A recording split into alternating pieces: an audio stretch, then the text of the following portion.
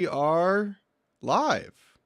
Hello, welcome to Plat Chat VALORANT episode 216. TMV's doing his YouTuber face again, which, honestly, we got a lovely version of your YouTuber face on VCT Americas. If this is where you're starting, I need to talk to Kurt, okay? Kurt absolutely threw me under the bus for this, okay? Because Kurt said, so for those of you who didn't see it, there was a little Americas thing. Kurt messaged me on Discord, hey, TMV, would you mind sending in a 20-second clip, giving your predictions for the Gen.G 2 game. We get to the thing. The rest of them are all Brazilians, it seems like. The rest of them that have done this. So it's just me who's not a Brazilian. They've all just sent in some nice little videos on their phone. It's send win, woo, yeah. Kurt says to me 20 seconds. The rest of them are 5 seconds long. He says 20 seconds. I'm trying to fill the time. I'm like, you say 20 seconds, I'll give you say 5, I'll just say send win 2-1. Like, so Kurt, this is your But also the fault. Oh, you've been owned with the receipts. 10 to 15 seconds. God, that's brutal. Okay. Immediately. Okay. I was gonna say he's been dominated. 15 seconds. Sassy's there and literally just says, then win. I reckon some of the others might have been 10 seconds. Yeah. And also, it was just so funny the way that you had framed it with a proper intro, a proper outro. Like it was its own little contained YouTube video. I never thought it was the funniest one. I thought it was good. Yeah, exactly. I think you did a great job. I watched it and everyone was cackling because it was just so funny. I don't know. We'd have to play it for the people. If you haven't seen it, go and look for it yourself. If you can find it, it is.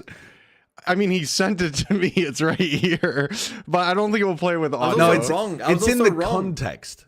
Yeah, you need the context. You need the context of the other ones too. It's okay. That can just stay on your hard drive. Wrong. G2 1. Well, I got that one wrong as well. All I'm learning from this, because I haven't seen any of this, is that TMV can't follow a countdown, so he's a joyless individual. He is. He is joyless. Sliggy doesn't even, the thing is, Sliggy doesn't even know what we're talking about. Well, he's too innocent, isn't he? Sliggy's too innocent for knowing that kind of stuff. Did everybody else predict Sentinels for that game? If you were doing predictions, Sliggy, were you big-brained enough to go for the G2 comeback? So Kat asked me to do the same thing, but I woke up late. I would have probably gone with Sentinels after what I had seen, to be honest. So yeah. I would have still stuck with it. Fair enough then. Fair enough.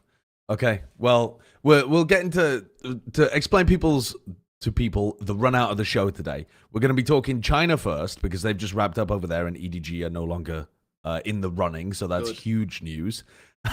Good. You really are joyless in every sense of the word. And then we're going to be talking Pacific. Yes, we're going to be talking drama because it's Drama Wednesday or Tuesday or whatever the hell day it is today. It's a Tuesday. And then we're going to be talking EMEA just for a little bit because it was only a couple of days, and then we'll finish with Americas where we've got Immi, the coach of Cloud9, coming on. So we're going to be rotating people all throughout the day. First of all, though, we've got a sponsor for this episode. So the first thing to tell you all is go to factormeals.com/Valorant50off to get 50% off your first box. We're sponsored by the good people from Factor again, who are helping us be able to run the show. So you can get nutritious 2-minute meals from Factor, and it's very easy to eat well. You just heat them up and you enjoy. So they're a meal delivery service. It's not so much the ingredients, it's full meals. You heat them up and they're ready to eat. Perfect for if you have an active lifestyle or a lazy lifestyle, actually. So either end of the spectrum, it suits you. And you can choose from Calorie Smart, Protein Plus, Keto, a bunch of other weekly menu options. A lot cheaper than ordering takeout all the time if that's what you're doing. And listen, I don't mean to hold up a mirror to your lives, but if that resonates, then maybe go and check them out. You can get started at factormeals.com/Valorant50off and use the code Valorant50off to get 50% off plus free shipping on your first box. So that's code Valorant50off at factormeals.com/Valorant50off for 50% off plus free shipping. And the other people helping keep the lights on over at the Plat Chat compound are the members. So appreciate that. And the member question for today, if you become a member, you can join the Discord and it poses a question every week, is 50,000 lions versus every Valorant agent. The agents get infinite 50,000 creds lions. and infinite abilities, but they have to kill 50,000 lions. You cannot use Clovault when the spike is not planted. The Oh, spike's getting planted as well. I mean, why would surely the spike getting planted would just kill all there is no 50,000 lions spike. at once. But yeah, there's no spike in this scenario. Okay. For perspective, this amount of lions is approximately the capacity of Stanford Stadium. Right. So imagine all of these people are actually lions. And you have, how many Valorant agents are there? Like 30? 7? Right. So each one has to take down roughly 2,000 lions. And it depends on the map. I'm Infinite voting abilities, for, though. I'm not, maybe I don't think they would win, but I'm rooting for the Lions. Surely with Take infinite back the ability, wild. Jet, Take Jet back can the live. earth. How would the Lions get Jet if she can Take, infinitely it updraft? doesn't. I don't care how they do it, but they can. I mean, have you seen cats like jump out and just like snatch birds out of the air? that's It'd true. be like that. Her updraft, it's not that high. Lions, they can leap, especially if they can run off something. I'm rooting for the Lions. Take back the earth. End society. Let's bring it back to Jesus. the animals. It's better. The plan would be better. Sliggy, how Yeah. does this question change depending on the map? Well, if you're in the middle of the stadium and they're all around you, you're cooked. But if it's like an icebox and you can kind of funnel them from, like if you're on A side on an icebox and they've only got to go through that choke, then you're kind of fine. I'm not sure 50,000 Lions. He very is nice. right. That's though. what I mean. They're going to be like tunneled out. Is like one swipe need a from a small lion the choke point. equivalent of a knife on a sage wall? Like, there's a lot of questions that I have here. Well, Can I'm they break down assuming- the sage wall effectively? Because if not, you just barrel into a choke, and then all of the lions will get grouped up. Yeah, and I think exactly. yeah, if we're defending Ascent, we know we're good. Right. Like if we're defending Ascent, What if the have no lions chance. are defending Ascent? Well, then we've got no chance. The Valorant agents have got no chance. I think it does become a lot more difficult if you're on attack side. Doesn't matter the map. I think it's really tough if you're on attack side versus 50,000 lions. Yeah. They've got enough to spread the map and play a really solid defense. I don't think It's not so there's much a lot about of the info game. abilities that would have no play here. Like, what is a 0 point going to do to a lion? What's a null Nothing. command going to do to a Depends lion? off the It's gonna- roll. Fuck all. They ignore it. It might not be 5 minutes. I apologize if I demonetize It's all this, right. but you know. These are member questions. That's the point. They drum They're up the paying for money. us. The people are paying for us to talk about 50,000 lions versus every Valorant agent. I can tell you what, though. Every Valorant agent would own a gorilla. Like, the gorilla would stand no Yeah. chance against Yeah. 20. 1-on-1. Or if they have a gun as well, like I'd say Yeah. most humans with a fully automatic. And I'm not Yeah, I encouraging think- this I by think any most means, but I people feel like most, with a like full that's just an Ooh. unfair match. Okay, if I have a fully automatic gun and I'm in the same room as a gorilla, I think I'll still die to the gorilla. But the, I don't. well, how I've never small's used. the I've never room? used a gun before as well. Like, Depends this- on the this map room- again. Depends on the map. It all comes down to map vetoes. That's the whole Yeah, game. it does, yeah. It's Are great. you talking about like a lobby on Ascent, or are you talking about like Yeah, B-long something and else? Pearl. Like, I don't know. Showers on Bind? Like, which is it? Sideshow's holding B-long on Pearl with his rifle and a gorilla coming out. Dude, I'd miss every shot. I'd miss every shot and then get torn limb from limb. I've never been to a shooting range. All right, let's talk China. Let's move on to the actual Valorant discussions then, shall we? Dude, I've been enjoying watching China so much, and I'm glad that I wonder hard why. focused on it this year. Well, yeah, obviously my team won at Kilios, but before we even get into that, EDG had previously won every single time in China. It's not even just that they'd made it to global events. They had always won. Didn't matter if they came back through the lower bracket, which they frequently did. Didn't matter if they'd lost to Trace or FPX or whoever the hell before. They'd always won the tournament, and this is the first ever time that they've lost the tournament, but also they lost it too early to even make it to the global event. Well, that really is historic. I'm quite excited about that, because I think it indicates like there's a new crop of Chinese teams that are going to be able to battle with EDG. But I could definitely see the flip side of people being like, that's really shit, because now, you know, the champs defenders are not going to be at the global event. Yeah, it's a bit of a mix. So I kind of get what you're saying with the first point, but I don't think that the other teams really like look up to scratch, and apart from like maybe Gilai. I feel like actually everyone else kind of looks really down, and I feel like EDG look like they've been knocked down a lot since losing Simon as well. I think like the roles are rough. Gianni, really rough time on this game. Oh, as well. Jenny. Dude, really rough time. Like, 1 and 11 to start the Yeah. third map, then hit the 420, which is a crazy one to hit. and then ended with what? I mean, if you look at the final map, I'm gonna go to the Pearl, yeah. ended this with one's 9 and rough. 24. 9-24. But dude, also just like the amount of mistakes we're making is probably the most I've seen from an individual within the last 2 years on a map. So that's pretty rough for him. Definitely super nervous. Yeah, I don't know. It's awesome because we get to see 3 new teams, really. Especially like G look really good, like fundamentally look really good. Wolves, sure. Wolves, sure. And then Bilibilli, I still think looking not too bad as well. So we'll see how they hold up. I'm honestly not holding out much hope apart from Lai going forwards. But dude, EDG didn't deserve to qualify with how they played. So I'm not like super fast. They would have been grouped unless they really performed well in like the 4 weeks that they had to prep. But yeah, it's just deserved. Yeah, they just didn't play well enough. And I think that Sliggy's right that there would be one scenario where EDG didn't make it, and that would be super hype for China because that means that 3 teams have out-leveled them completely and are actually all really good. I think this is somewhat the inverse where EDG have just come down and everyone else is kind of somewhat the same. Right, like everyone else still isn't like super leveled up. You know, they may be playing a bit better. The 3 teams that qualified, but it's not like they're amazing. I think the overall level, yeah, because you have like previously we were looking at Trace or FPX and they were actually playing some like decent Valorant. But I think for each team, maybe Bilibilli kind of left aside, but for Wolves they're playing so much better than they did at the beginning of the year when they looked appalling. But yeah, they still You're have going from appalling to like good, pretty good. But the problem is now you're going to be playing against teams who are all very good. Absolutely. But I think, dude, just to focus on EDG for a bit, they utterly trolled getting rid of Simon or looking to make the change in the first place. Simon's hate watching this somewhere, and I mean, what a day for him.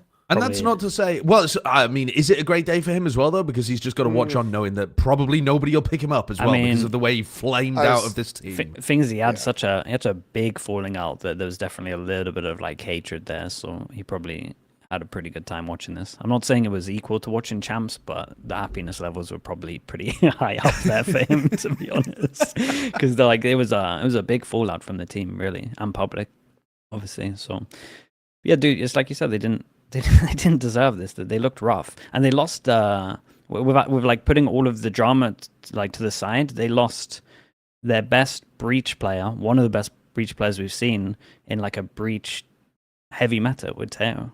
Yeah, and they tried to pick up a Yoru, but then didn't even hard go for it. The player they picked up played it pretty badly, and when Kaquka has tried to play it again, he looks pretty bad on it too. And yet they're not trying to move away from it that much. They're still trying to just kind of hard force it. Like they know that the meta isn't good for them, but they're still just kind of whacking their heads into a brick wall. Yeah, but I mean, you've got I think I've said before, like you can't win a tournament if you're not like good on Euro at the moment, or like don't have a good Euro. So that they probably thought the same. But they could in China, like I reckon. I think they could still win in China if they had been going off meta, but I agree in the global level. Yeah. So I guess they thought that if they wanted to compete at like the same level they used to, that this is a step that they have to take. Yeah. It didn't look good. I think there's a chance that they actually just straight up make a roster move after the back of this, because they already are not. They don't have a functional system right now necessarily. They're rotating between double duelist, which actually a lot of people are moving away from too. After, I mean, even T1 are moving away from quite a bit of double duelist. There's only the Paper X train that keeps chugging along. They're moving away from making sense, but yeah. Yeah, and then if they are running the like solo stuff with Jenny playing breach, it just doesn't look as good as if they got a Deddy like breach player. So I wouldn't be surprised if we saw a bit of a roster move, especially after how Jenny choked in that final map. Yeah, I agree. It's like I mean, they have a long. Good news is they have a long time, so they can probably spend like the first 2 weeks being like, "What's our read on the new meta now that the Teo Nuffs come in?" And then can we fit Jenny into that? Like, does double duelist work? And if it doesn't, then I agree. I think it's a switch up. But they've at least got time to like explore the avenues. They got 2.5 months. They got a long time. Yeah, tons of time. All right, historic. Let's move on to the real story coming out of China, though. the real story coming out of China. Holy shit. Lai. They are gods. They are gods among men. Sing the TMP. song. Sing your song. XLG, Happy Way and Raga to XLG, Coconut and YOU. From abyss to ascent, Viva brings you to his knees. China's best, we are blessed with a mighty XLG. Glad They're that you just- had it ready and just so raring to good. go. They're just, I don't know. I'm excited to watch them. I'm hoping that the individual form doesn't drop off a little bit as they head into a global event, because I fear that could be the real stumbling block for them. And I fear slightly as well that they are going to be going up against such better opposition, because they in fact missed the entirety of the Swiss stage. So they're straight in with the big boys at the deep end, that maybe they'll end up looking like you could go 0-2 in playoffs and be a good team. But the teams that go through the Swiss stage and at least have to get those wins and then go 0-2 You in cut playoffs, your teeth on them, you know, like on Yeah. those matches. And people tend to feel better about those teams because at least you saw them win something rather than you just got a ticket straight to So playoffs. you're basically worried that they're going to suffer the same fate as like a lot of the teams at Shanghai last year, because we Yeah. saw Happened, yeah. those teams get seeded forward and then just get absolutely plowed. Yeah, I think it's possible, you know, and I like the way that this team plays. I think they're playing good, sensible Valorant, and I think that Raga's in incredible form right now. So I wouldn't like to see them lose, but I don't think they will. I think they're winning it all. Even though winning at all. Win it all. They play really good Valorant. It's the best. It's the best like methodical Valorant that I've seen in China. Even with EDG in there, like I feel like the individuals bail out EDG out a lot. I think this is like the best kind of set. I'm not saying perfect Valorant, but like the closest you can kind of get it from the Chinese teams that I've seen as well. Obviously, there's other teams out there that do it a lot better. G2's best example, but it's like the closest I've seen in China to perfect Valorant. And I think with the amount of mistakes that Chinese teams make, if you can get that down, you're going to have insane success. But yeah, I do think it is a different story doing it against like the other teams that'll be in Toronto. And then I also think that they might be okay just purely because to get to this level of how good they're playing the like methodical Valorant, it means that their coaches are very good. And so giving them an extra 2 weeks on top of that with the coaches and being able to have a probably brand new meta because Teo's getting nerfed, I think they could have some really good fought on maps that they get an upset here. But again, I don't see them going all the way to the edge, like in terms of like top 3, just purely because the competition is going to be too. the competition is just going to be too hard, I think. But dude, it's a sick team to watch, man. Coconut's sick. YOU's got like some of the best breach support util I've seen with the Yoru. Like it's like when I used to watch old Sentinels where like Zelsus would have a stun and every single time the whole team believes on it and they're like all in on that. It's just a lot of that. And Raga's just a monster. So they're a great team to watch. The coaching staff's done wonders over here. Yeah, they really I think have. they really have. I am so interested for the top 10 Toronto list to see where Raga It's places. really hard, dude. Because I feel like he has to be up there. He's going to be up there. He's going to be up there because he's insane. And a happy way as well. Maybe even getting a shout for some of the performances that he's put up every so often. But it's... This tournament is going to be strange because we're heading into a new meta for it. And so like the Chinese and Americas teams have so much time. Like, especially like XLG, they've got an extra week as well from not playing in Swiss.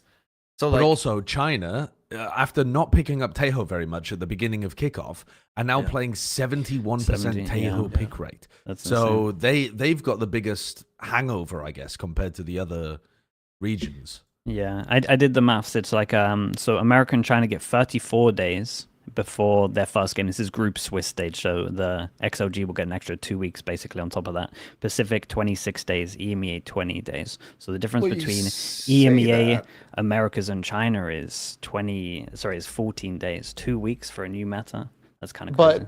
But Lai and Bilibilli are playing in the ACL, the Heroes Esports Asia Champions League. Put your coach staff in. Couldn't give two shits. I mean, they might. That That is is the smartest thing they do. But like, it's an event that's out there. Those rosters are locked. Like or the teams are locked. Like the orgs are locked. Like that's a thing that they're gonna be competing in. So like, yeah, I mean, I don't know. Like, if any of them go for that seriously, they're wasting time. But yeah, I do agree. That's rough. I would just put. I would just field the staff. Get no, yeah. all Honestly, gamers. just field anything. Yeah. Hey, all gamers, can we borrow some of your players? Yeah, but you got a lot of players over there. I mean, that's what they Walk did last down the time. street. There was the people on the qualifications for Bangkok, and then there was another tournament immediately afterwards. And the teams that had qualified for Bangkok just fielded like backup players and that kind of thing. Like they didn't full go heavy on it. So I would imagine that they'll do something similar again. Yeah. But yeah, XLG play Tejo on every map apart from Ascent. So you do have to retool quite a lot of what's going on. But I think XLG, one of the things that we've kind of missed when we're talking about them is that they do innovate. Like they're not just doing the same stuff that other teams are doing around the world. Hey, real quick, sorry to interrupt. So I was gonna Apparently say, the should we stream is pause? down. Okay. I'm not having any issues on my end. It looks like YouTube is having some issues on their end. It just says no data. Well, I mean, it's fine for me. So Yeah, I'm it's trying to also- reload the stream and I can't see it right now. Actually, it's fine for me as well. Yeah. I think probably it's just a cooked Pacific some thing. people in some regions. Yeah, it looks like it says excellent condition now. It might be All right. back for you. Sorry about that. Well, Interruption. I No think one we're must still know about good. XLG.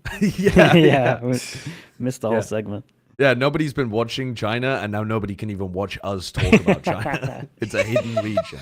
it's coming back up for me. I think. But yeah, one of the things that I thought was really good when watching XLG was that they would do different tactics that I hadn't seen other teams use. So they're still running the same kind of bigger plans, like good, sensible plans with other comps. But the way that they combo ults, and they do actually have quite a lot of set ult play stuff as well that you've been talking about with it being lacking in quite a lot of other teams. But yeah, I think that's all been really nice from them. Like I trust the coaching staff to come up with good new stuff in a new meta, and it not just be silly. But I did kind of, when I think about XLG, it reminds me of when we were excited about Trace, because Trace were one of those teams that actually played pretty sensible Valorant too. And then they came into Bangkok, didn't pick the map that they were good at, and fucking unbelievably shit the bed. So there is something in the back of my mind that is making me cautious. I feel like, and like I have no skin in this game, but I would say that you should feel fine because I don't think that anyone could beef it as hard as Trace did. So Yeah. I think that you're okay. I think that they fucked themselves beyond what we thought was possible. I think XLG is probably okay. Yeah. They fucked themselves beyond what we thought was possible. It's incredible. Yeah. Like the doctor comes in to a man just twisted into a pretzel. He's fucked himself harder than we thought it was even possible. Yeah, we never knew this was a thing that could be done. Like, How is his you know. anatomy arranged like this? What's going on? He slipped and fell onto the toilet brush. All right, let's move on though. Let's go to talking about Pacific, shall we? Gotta begin with the drama. It's Drama Tuesday. Yeah. Do we have like a drama alarm or like something? A drama Kurt? alert, Is Kurt? it? You can. Yeah, we could play a metal pipe sound, but that doesn't feel exactly like drama noises. I don't know if we have like. Wah, wah. That's only me. Sound, I think. That's only me. That's not what I was expecting. I don't want to be Sonic. I'll hunt you down for those Chaos Emeralds. Uh, Okay, Drama Tuesday.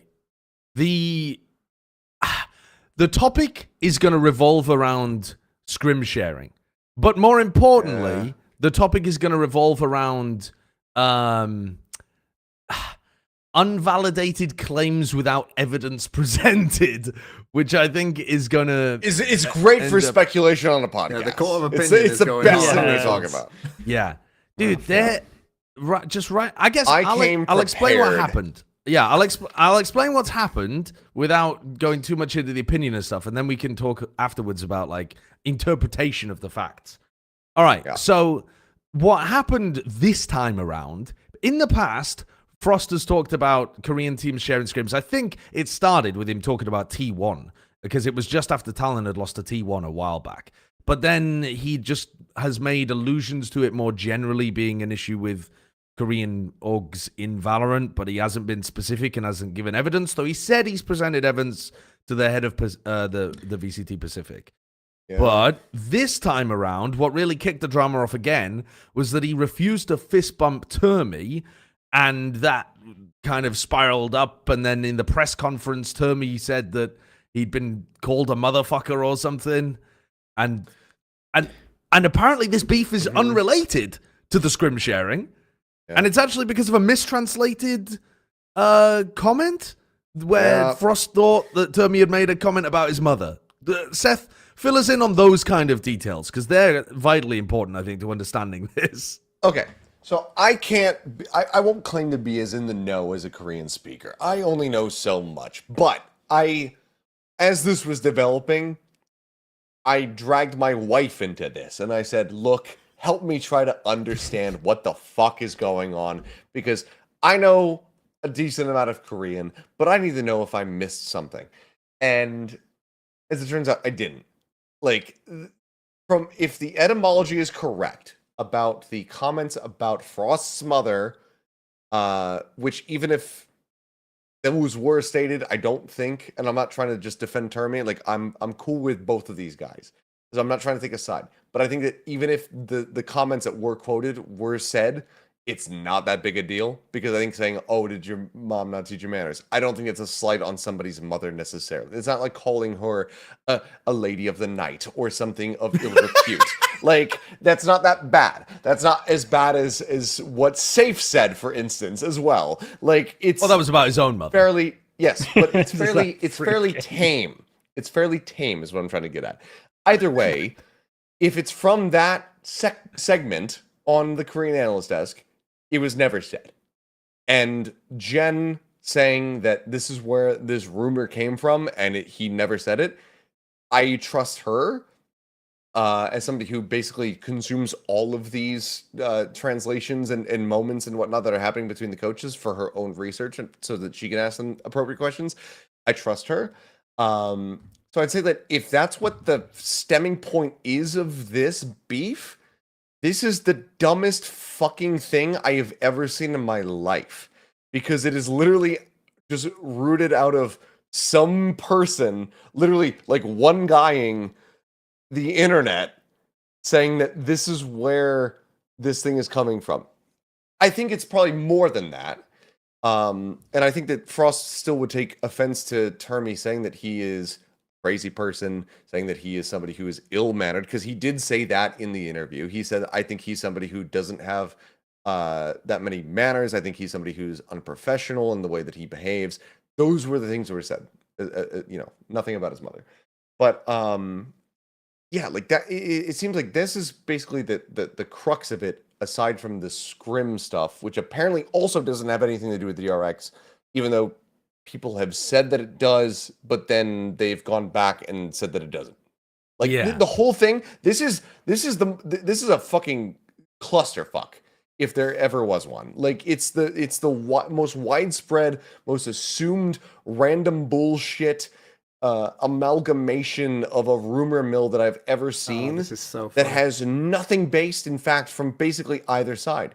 Because Termi's only said he called me a motherfucker on stage, if I'm understanding that correctly, in this moment, and that he has no manners. And Frost has said that they have beef. Those are the things that I understand as fact. But what we have in terms of so then the Valorant community is blowing it up as being about scrim sharing, right? And in terms of facts there, what we have are no facts. What we have are lots of speculation from teams thinking that other people have shared their scrims, but we have like no example of the evidence that's available whatsoever.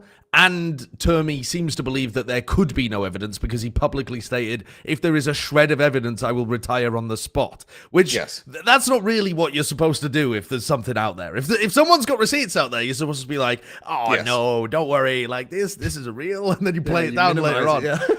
You don't go, I am standing on business. Like, that'd be crazy if there was some kind of receipts out there. So, I think at the crux of the scrim sharing part, it comes down to what the evidence actually is. Because, it's entirely possible that scrim sharing does happen. A lot of people suspect that it happens in the scene. And I think I've only ever seen one person post any kind of screenshot of alleging that like people were doing it. But the thing that where's the evidence? The thing that pisses me off is that like a bunch of people continue to come out and say like I know that this is a thing, like it's a thing that goes on or whatever, and they're not even in the Pacific scene. And it's like, just fucking post the evidence, just show it. Who cares? Just give what information you have, please. But it's God, it's all put this to hearsay. arrest at some at some end. Just at tell some us what point, you have. At some point, maybe somebody has some evidence, but I would imagine that most of it, the vast majority of people saying, I know that this happens, is because they've heard that it happens from someone else that's heard that it happens. Yeah. It's not like they've been in the... It's very unlikely that they've been in the mines witnessing it firsthand. It reminds me of when people are convinced that people are cheating against them in ranked. And they don't actually have the evidence of it, but they know that it's happening because how could we have lost without this? I'm sure to some degree it does happen, but the shitstorm that has been whipped up and focused on the Korean teams does not seem proportional to the evidence that exists. Should there be something in the rulebook against it? Yeah, why not? But don't be a cunt. Yeah, the furor seems disproportional to the actual evidence. Yeah, and also, as you said, the whole like thing that kicked this all off, the no handshake, isn't even about that. No, like, and you can see it's not even about that in the moment in the clip when Frost he refuses to shake Jeremy's hand. He then apologizes to the rest of DRX, the actual like players. He basically is saying this isn't about you guys; it's between us. And it's great. Yeah, so it seems like it's not about that. And to the point of somebody who just typed in the chat, I glanced over. They said he has evidence, sent it to Riot. They don't care. It could also mean the inverse, which is he sent it and they found it not compelling. Not enough. There's always that case where this evidence means fuck all and it proves nothing. I mean, because if it's about the T1 series, they had good ante for the comp that Talon was running on that week last year. It could just be that they had a solid read and they had an understanding of what they were going to do or how they were going to do it. It could be blind luck. It could be a million things. And I've got a round that they had inside information. I'm not trying to say that they didn't. They could have, but at the same time, it can also be the opposite thing. People can be wrong. People can lie. I'm not claiming either way here. It's just, don't lock yourself into one storyline mentally because ultimately we don't fucking know. Yeah, I think that's the worst thing about it is that there is just a lack of information and the speculation. I guess it's just because it's so juicy. People love a conspiracy and the idea that, people are like, people were finding it a little strange on Reddit when they were discussing this, that the Korean players were all up in arms about it. Well, of course they're going to be up in arms about it. You're essentially like soft implying that they don't deserve any of the wins they got because they were cheating. Yeah, you're essentially accusing them of just like having all of their victories be due to cheating, which I would take seriously if I was a player. I don't know if I've disliked community reaction more than any other time that I've seen with this whole situation, because it's just so many people commenting on both sides without any real information, making harsh judgments and slinging around some terms that like otherwise are like harsh and not like career ending or anything like that, but like, you know, people saying that like Termi was being xenophobic and that kind of stuff. Like, I'm like, why the fuck are we throwing this stuff around? Like, this is crazy. We don't have both sides. We barely have a side. We just know that two people don't like each other, and that's it. And and Sideshow, you were saying before, we need more WWE in the scene. I mean, this is WWE as hell. No, but WWE, this isn't WWE, because WWE spells everything out. You know exactly what is going to happen. People who watch WWE, you don't need to have straight A's to watch WWE. Like, you can watch that with like any context, tune in at any time and get an immediate understanding of who doesn't like who and for what reason. You can just go straight into it and be like, oh yeah, well he fucked his girl, or he spit on this guy's manager, and that's why they're beefing and that's why they're gonna wrestle for a belt. WWE is like the most basic shit in the world. This is like fucking high level shit, apparently, because no one's saying anything. Yeah, dude, people are just gonna see. I thought originally when they did the no fist bump that it was about all of the leaks. I didn't really realize it was like had a deeper meaning, because that's what I was talking about on my stream. I was like, oh, I know that Frost has publicly spoken about this before, being like, I know the people are scrim leaking. But I also do think that if we're just looking historically at like how Riot handles things, when you have evidence of something that is bad, you just have to go publicly with it.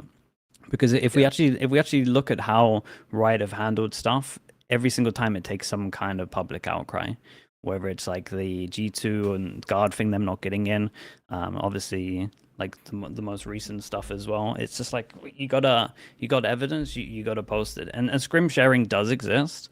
Like it has existed the whole time in Valorant. You can see it now, even like when some teams have an anti that makes no sense against a pistol. You're looking at the setup, you're like, well, this makes no sense. It's the most perfect thing for this. But do you have any proof? No, unless you like literally, unless it's like legit proof of this is this is the VOD. Here is the link. Like, and unless you have that stuff, like it's only just. It's just you just kind of guessing. You can't really base it off anything. And you also got to help yourself out. Like I've seen, I was like Juvenile and GE just being like, why is the Gen.G Academy team asking me for a scrim? Like you just got to be smart. Was elevated. You just got to be smart. Like I also think that if I had an academy team, if in my opinion that's part of your org. So that is the same thing. Like if you're like that, you can share the scrims if you're a part of an academy team, in my opinion, because that's the same org. Yeah. So it's just you gotta help yourself out. Like, dude, my old manager, when we used to play people, would try and scrim against them just to see if they would do it. Just more of a like, yeah, fuck you, come on, like, let's play a scrim kind of thing. Like we'll use a troll comp. You like we'll waste your time, you'll waste our time. It'd be kind of funny. So I was actually I don't know, you gotta help yourself. The thing is that fueled the fire. It's not to jump on you. I know I'm jumping on a lot of people right now because I'm losing my fucking mind over here about this shit. But like, even Elevated had said that was mostly a joke. Like he kind of just tweeted it in jest because he wasn't even taking it seriously. He wasn't trying to say like, yes, look at the fucking Korean scrim mafia. Like, but a ton of people are taking it as that. And it's like, it's not what this tweet was, and he clarified it, but you're still pushing this narrative. I also think, though, that to your point about taking things public being like the right way of doing it, I do think that Frost should have gone to the head of Pacific with the stuff first. And then if you don't get movement on it and you really do believe that the evidence is good enough and you think that for whatever reason they're like suppressing it, or you think that they don't have it in the rule book so they can't act on it, but you want to pressure them to get it in the rule book, like that's when I think you go and talk to a journalist about it and just try to make it public. You don't even have to make it public yourself. You can make it anonymously public. Like there's no real worry there of like, you know, lashback. I saw people speculating that, they might crack down on Frost like they did on Chet. What? That's so different. That's incredibly different. If the evidence was that I have a folder full of scrims, it doesn't mean you need to live stream the scrims in order to prove that you have the evidence. Do you know what I mean? You can get them independently verified by a journalist. A journalist can write it up, and then there you go. You have a reputable source that's verifying the facts on the ground and sharing them with people in a way that's going to apply pressure. Well, wasn't even the scrims weren't even the part of the problem really for Chet, right? It was that he was like publishing comms that were part of the broadcast that Riot had control of. Yeah. That's why he got banned compared to if it was pure scrims, in theory, Frost could not be punished for it. Yeah. And I see people, and I'm going to say again, I see people saying like, why is Kills defending so hard? I'm not. I'm trying to make everyone look at this from both sides. I have no skin in this fucking game. I don't care if Frost or Termi are correct. I just want people to stop flaming either side baselessly, because that's basically what is happening. Yeah. If you have no evidence of either side, so until something comes out, stop taking sides and backing it fully and saying that this person's doing this thing or this person's doing this thing. And then as soon as the evidence gets dropped, Achilleos will lead the march with torches and pitchforks. Yes. Run out of the queue. I know where both of them live. I'll kill one of them. Fuck it. We're going to get taken in Minecraft. In Valorant. In Fortnite. I also want to say too, though, that like one of your points, Sliggy, earlier was like when you see a team with the perfect anti that works for a pistol round and something. I was talking to some of the Americas teams this week, and they didn't know who they were meeting in playoffs, and so they did scrim against the people that they were playing against in playoffs, like only a week earlier. So they actually knew, like they felt like they had a really good idea of what was coming up in the game, despite in one of the situations. One of the teams had never played the map before in a match. So, like, if you saw that match for the first time as a viewer, let's say, you would not realize that they had scrimmed against each other really recently. And you're like, how the hell did they know what was going to come on this map? We've never seen them play a match before. And it just happens they played a scrim against each other a week before without realizing they were going to bump into each other. So it's really tough without knowledge of inside workings. Like that's a different example because the teams would know at least. You know, the teams would not be suspecting scrim sharing there because they literally were in on the scrim unless they had recently been hit over the head with a brick or something and forgotten it. But yeah, it's kind of mad. I don't know what to think about all of this because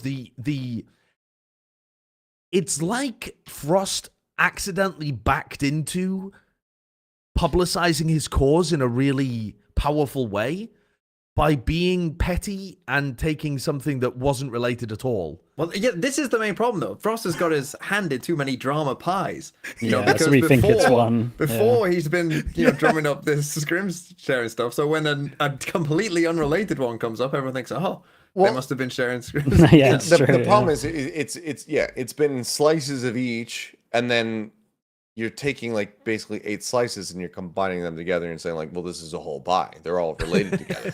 Like somebody baked this thing entirely, and it's like, well, no, it was the grand collective effort and blah blah blah. Like you take to the top. I mean, look at this. For all the new people tuning into Pacific, you missed a ton this year. This region is very exciting. Continue supporting this league. That's like, bro. The problem is too. I do think it is. There's something fantastic personality. Well, there's something a little bit what's the word? Irresponsible about the conduct as well, though, from Frost, because I think he clearly could tell after the fact that he drummed up a shit ton of hatred towards Termi for scrim sharing. And if that wasn't his intention, then I think he has a bit of a responsibility to clarify that afterwards. That's just being a reasonable person and trying not to direct shit towards somebody that... But again, at the end of the day, like, if he fucking hates Termi for a different reason, then he's not really going to have his back. But I do think he's acted quite childishly and irresponsibly in this, but not in a way that's like, at least as far as I can tell, worthy of some kind of punishment for it. It just seems like the only thing, teenage drama, basically. Yeah. Look, for me, I'm a high road person. I would like to think overall. So for me, like, if I was Frost, would I fist bump Termi? Yes, I would. But even if I didn't, the thing that I wouldn't do would be call him a motherfucker, which is one of the things that was alleged. It seems, if I'm understanding it correctly, when they were on stage together. And I think that's, if that happened, that's a bridge too far. Like, if you don't want to fist bump him, that's whatever. But if that was said, that's where I draw the line. I'm like, okay, we're getting into like heavy unprofessionalism territory.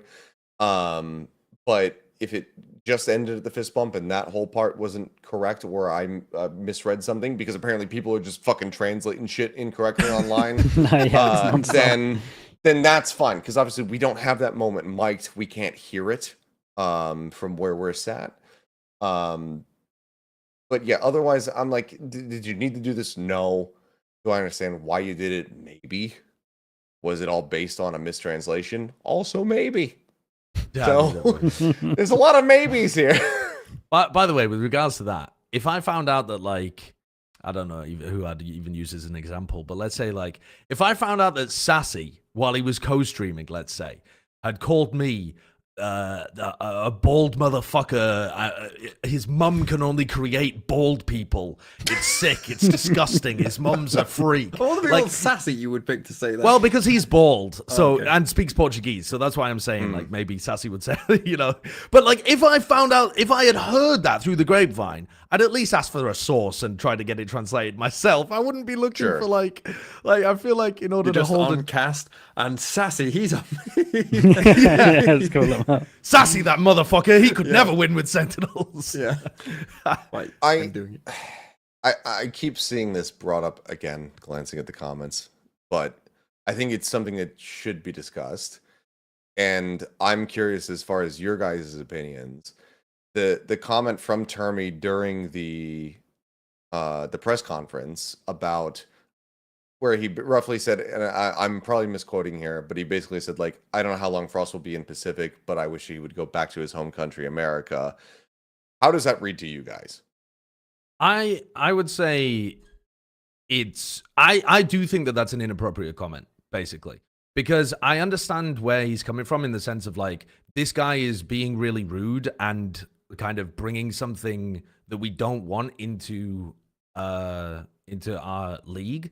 But I think essentially like if you apply that to anybody, saying like I wish that they weren't in the league, or like I don't think their conduct's professional for the league, but I think maybe it's not as loaded in Korean, and this is where maybe some of the nuances of language have to come in. But basically in English, if you ever say go back to your own country, it's loaded with the Has a connotation, concept. yeah. It has a Yeah. connotation that you just don't want them. You don't think that the way they're acting is even possible to coexist with your country's culture, essentially.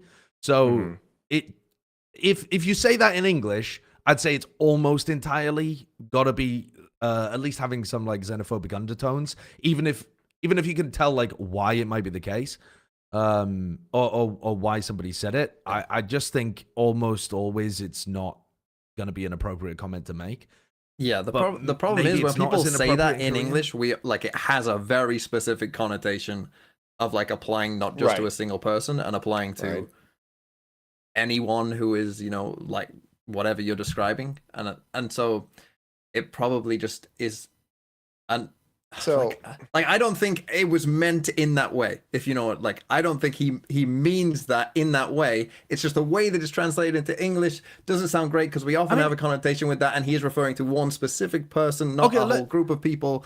Let me take the other But it's side not of a it. great though. comment. I think he probably does mean it in that way. I think he probably does mean Frost. No, is, but when we think of that in English, it's applying It's to groups. LOS. It's Yeah, not. yeah. It's where we. Well, like, you can That's how still we are, yeah. you can still when you apply think it. of like a racist, you know, gammon here in the UK saying, "I wish you would go back to your country," they don't just mean one person. They mean anyone who doesn't look like them. Well, not just anyone who doesn't look like them, but anyone who doesn't act in a way that they deem is Yeah, also appropriate for whatever their idea of the culture is. But I think it's entirely possible that Termy might think like if a extremely loud, obnoxious American guy who refuses to participate in the sportsmanship of the league is gonna come and kind of like make everything about drama in Pacific, like leave that in Americas where they're happier with the drama culture, and don't bring that into Pacific. Like I could believe that he would believe that. I'm not saying he does, but it doesn't strike me as something where you have to say like, oh, there's no way that Termy could possibly mean it like that. Oh Could no, find that I to don't be know the believable. guy. Maybe So- maybe he thinks that. Yeah, but I don't think you can also say the opposite. No, He you can't- definitely does mean that. No, you can't say Yeah, that we he don't really definitely know does again. mean that. Well, again, it's harder to Just tell. the whole thing is the space around no one Yeah, the knowing whole thing is anything. just shut up and like, let's move on with our let's lives. Just move my on. my reason for bringing this up was that I've known him for a long time, obviously. Never had any issues, but at the same time, Chilbur was live translating the press conference on his stream, and he translated it, and he expressed like this is not the connotation that he was taking when he said this. It's the direct translation, but this is not what he was trying to say. And then people said like, well, that's still that's you know, they were saying it's xenophobic or racist, whatever they were throwing around. And Troy was like, no, like that's not how he was saying this. And then people were saying, well, of course you would defend him because you're Korean. I'm like, That's fucking racist. Assuming that he's going to defend him just because he's Korean, that's actually more racist than whatever term he could have said. And, like, do I know the ultimate input? No, but my point ultimately here is that everything that people are saying online about this situation is stupid because nobody knows. Nobody has fucking info. Nobody knows what the intent was. Nobody knows how this thing is supposed to be, like, read. Like, just stop assuming stupid things and saying horrendous shit about people. Calling somebody a xenophobe, calling somebody a racist, whether it's Chobra, Termy, Frost, it's all bad. Don't do it. Stop. There's time. Seek help. Call a friend. Talk to your mother. Hug a fucking But don't say tree. anything bad about your Don't mother. say anything bad about her. Yeah. I will say I'm really praying for DRX and Talon to be in the same group, though. This Like, is I what wanna- we've all missed. I wanna Slicky's got watch the it, right man. point. But now, like, Fair. this is why, I mean, if this whole scrim sharing stuff and all that would put to one side, just focus on the fist bump. Just focus on that. Because now, whenever DRX and Talon play each other, must watch. It's turned a game that you might be like, to must watch. This is why we need. Everyone's tuning in for that Yeah, walkout. Normally it's just like, 100%. yeah, we'll come in for the game, catch a pistol. Everyone's like, right, it's gonna be 10 minutes early for this one. See what happens Yeah, in the exactly. walkout. Did it? Pacific's always fun to watch, and I don't know. As long as, well, I don't know, man. I would just like more evidence, and a lot of the time it's just us speculating on shit that either gets translated wrong or we don't know, like how people like to speak or like what's going on. So I don't know. I prefer Boostio drama, dude. Like, give me Boostio where he just calls everybody a fucking pig and then says like, "Ah, yeah, they got me at the end of the day."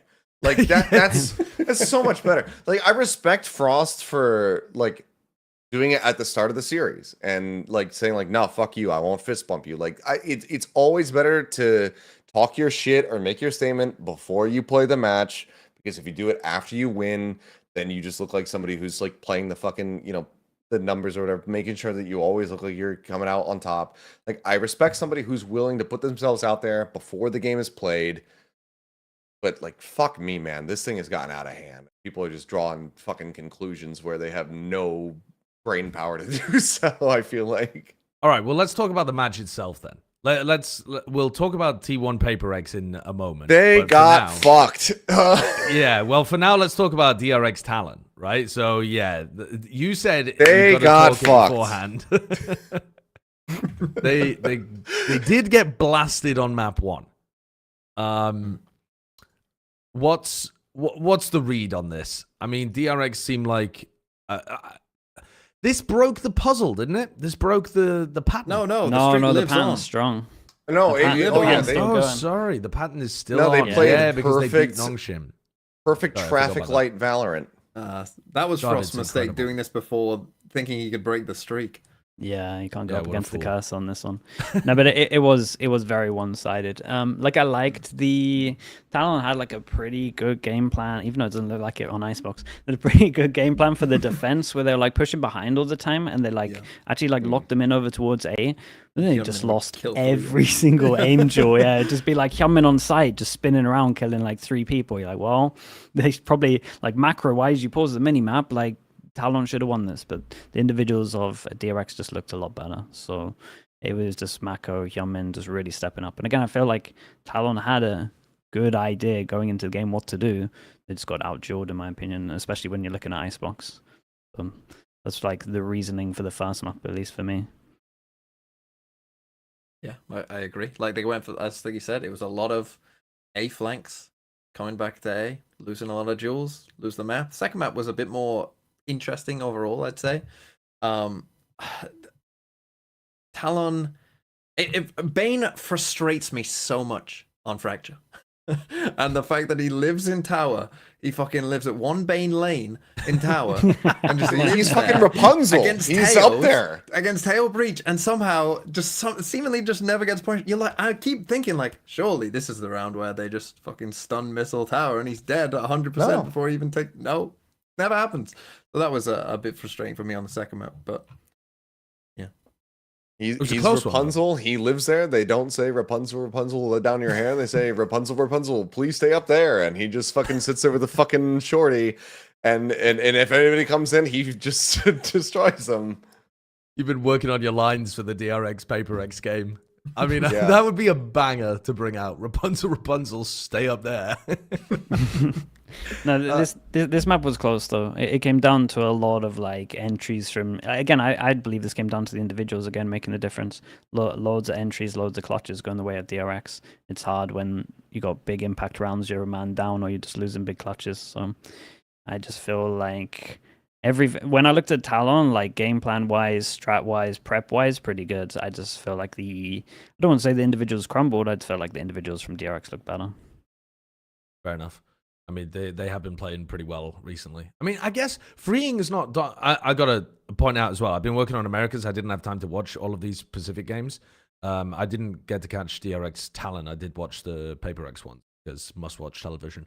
But freeing was absolutely dominating the start of the year. Is he still in that kind of form where we're thinking about him as like best Tejo player? He's still one of those players that is, I'd say, heavily consistent, but has the potential to take over rounds still. Is he as crazy as he was going into Bangkok? No. But I think that that's probably a product of just the change-ups that DRX has to go through. Because there's been a ton of fucking hoops that they've leapt to get to this point. Yeah. And yeah, I think that him being back on tail is good. How that will play out at Toronto is a completely different question. Oh, that's a prediction. Yeah, hold up. Hold on a second. That topic will be covered He's after on I train think to go I'm to the I gone. think you might have forgotten about a certain train that's coming their way. But I will say that, yeah, freeing, if we're yeah, just that one. isolating him, like he's still looking good. He's just having, I agree, it's like just because of the change up of the players. He's not having the same individual impact that he was having. And then for the whole Teo, is he the best Teo? The problem is that Trent exists as well. So yeah, it's hard to go up against that.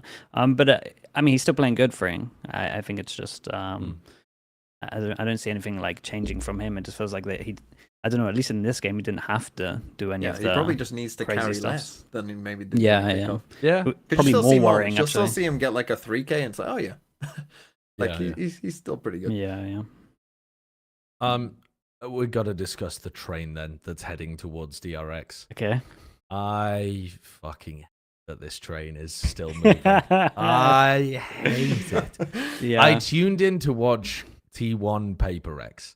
I woke up at like 2 a.m. to watch it, something like that. I went to bed at 6 p.m. just so that I could get up and watch this train get derailed. Oh Map my one went well. God. Oh my God. Map 1, I was like, holy shit. I mean, T1, I think, played a good fracture. And PaperX just kind of looked lost with the double duelist. Something also got 1 kill in the entire map as Brim. But to be honest with you, I think most of the rounds were decided by the time he even got stuck into things. Then the next 2... I mean, this has got to be one of the worst matches of Valorant from an audience perspective. Because what I mean is the Most one-sided, like 13-3 into 13-4 into 13-2. It's one of the most lopsided, incredible games. Yeah. Terrible. Genuinely, I've never seen... I mean, I thought the way that T1 played their defense side of Ascent was horrendous. And I thought that the way that Stax called on Lotus on his attack side was horrendous. Like some of the worst that I've seen from a team that's to put it into perspective, top level. this three maps had the same amount of rounds as Ascent from Foot and BBL. Sounds about right. Yeah. But I mean, Ascent, I was like, okay, I'm kind of picking up what PaperX are putting down. It's looking all right. Oh, can I just say about Ascent as well? I pointed this out in my video as well. Like, so T1 haven't played Ascent all year. This was their first time on Ascent. Why the fuck did they pick it? And they picked Ascent. And the thing is, you might be like, oh, well, they're picking it because they're going to, do something that PaperX aren't used to. They're going to pull something out. PaperX have no VODs. But then they play the fucking default meta comp. This What team the fuck does, are you gonna do with that? The Paper X haven't seen before. This team does not know what they're good at. All year, they've been picking maps that they're bad at. It's unbelievable, actually. Like, they lack any self-awareness. Or possibly, they're doing exactly the opposite in scrims as they are in matches. Like, they flatten on these maps in scrims, but then they can't do it at all in matches. I'm thinking about, like, Bind at the beginning of the year. They had a bunch of efforts of trying to force that one through over and over and over again. Now doing it with Ascent. They didn't understand. Stax' positioning as the KO on defense was bizarre. Absolutely bizarre. No knife on the extremities in case there's a fast hit. He's not holding in positions where he can actually get use out of his util. And then he's like falling into backside of B where he can't even use a flash. Like, it was absolutely strange individual play. And then his calling on Lotus was horrible. Well, Kurt, could you show round 5 of Lotus?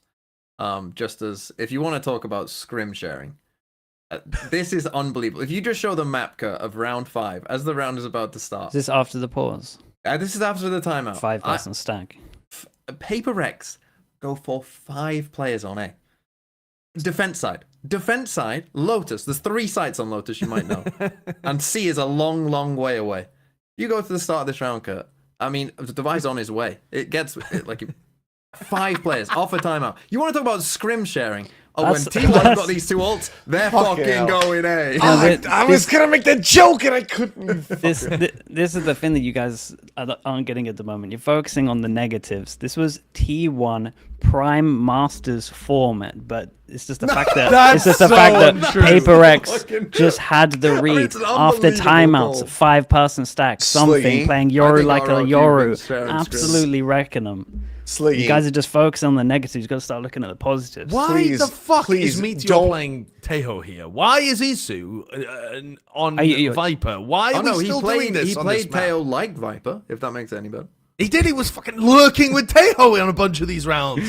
Prime Masters form, unbelievable. I'm I with don't Sliggy. know was how you- Prime I Masters should form. right. Sliggy some bail though. I need to Yeah, shoot they were on the Prime train. Masters for me, right?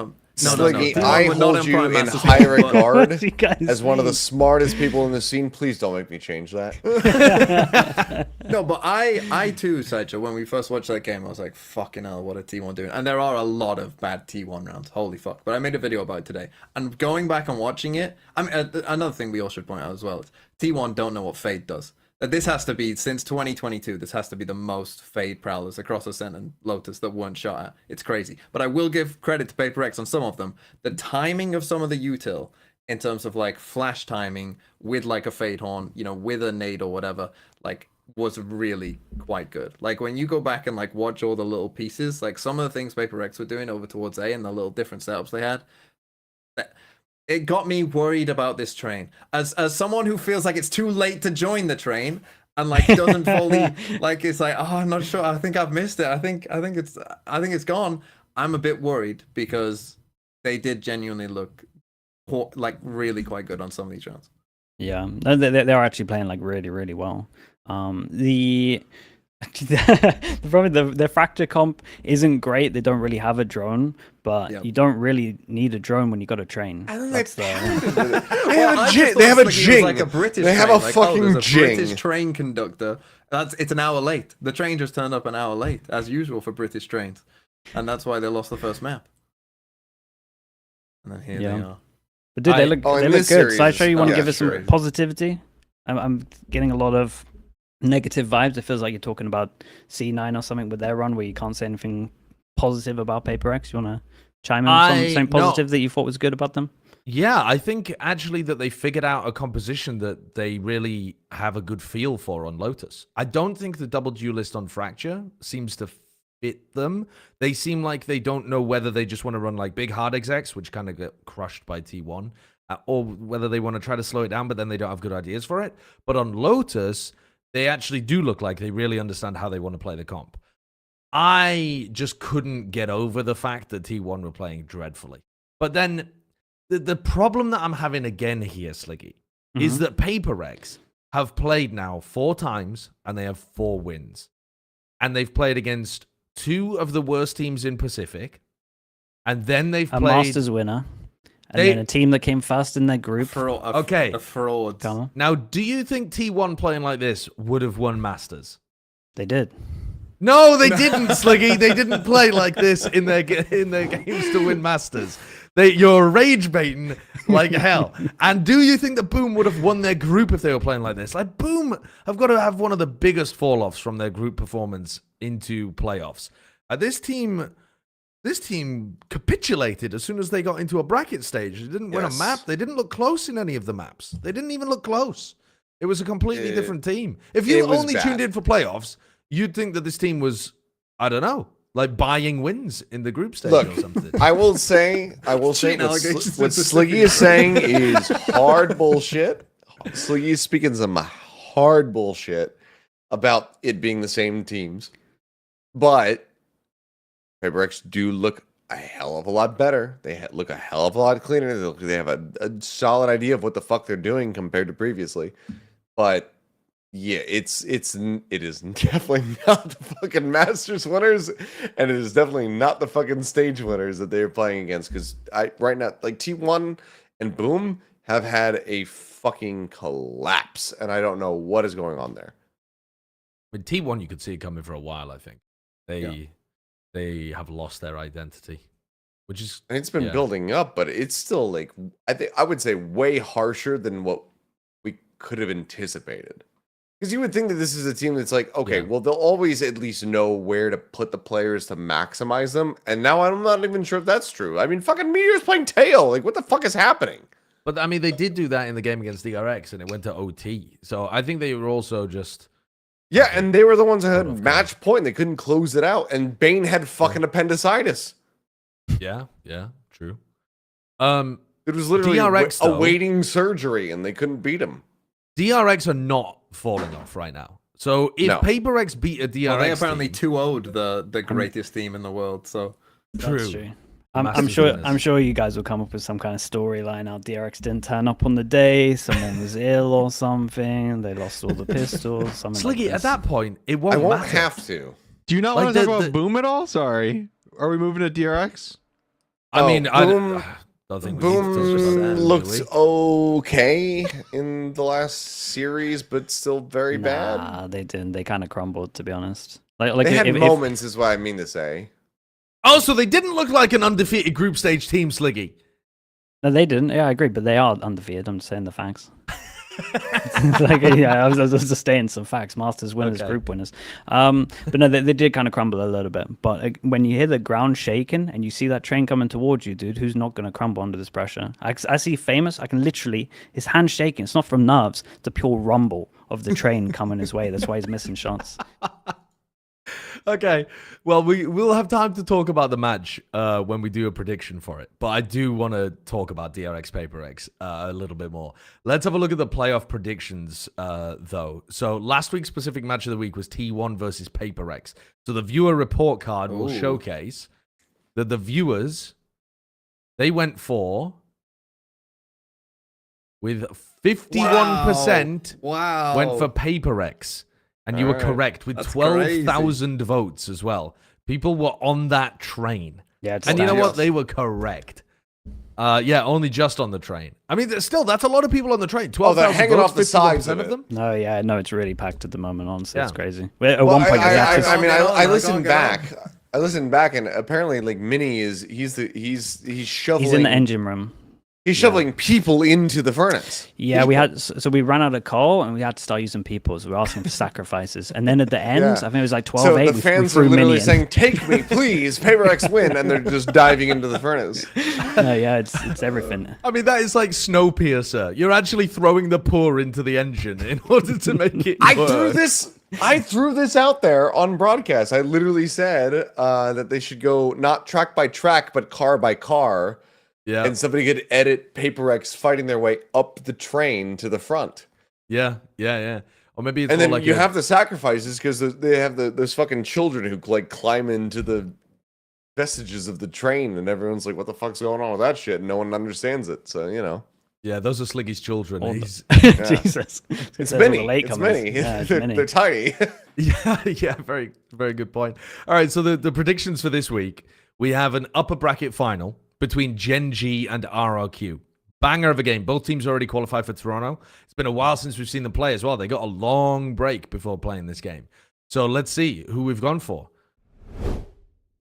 Gen.G, RRQ, upper bracket final. Only Sliggy going RRQ. Nice. Well, I was thinking of going back and forth on this, and I did not think that it would be a guarantee. It's kind of crazy how close it was to a guarantee. This was a does bit anyone of a coin feel? flip for me. I kind of want to just ask this question: did anyone feel strongly about their pick? Because I thought No. it was more coin flippy, but is anyone Not really. convinced? Nah. I knew you guys were going to go for Gen.G, so I thought I would go for the RRQ, basically. It was like my thought process. But I still don't feel like confident. I was like, I could go either way with this. Gen.G looked better and better. RRQ look better and better every time we watch as well. Like both teams are kind of reaching their peak of what we've seen them this year. So I don't think anyone can confidently say like this is the favorite for this game, really, out of the two teams.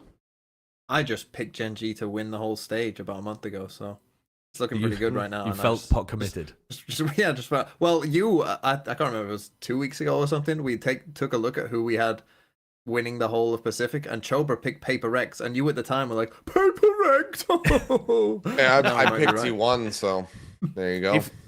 If the train I was a fraud. chugs its way all the way to the grand finals and Paper Rex somehow win, then I don't know. We're gonna have to strap me to a train track or something. Don't too make late to get on bets the that train. you really No. don't want to do. Like, Well, I mean, I obviously, think we I'm just not.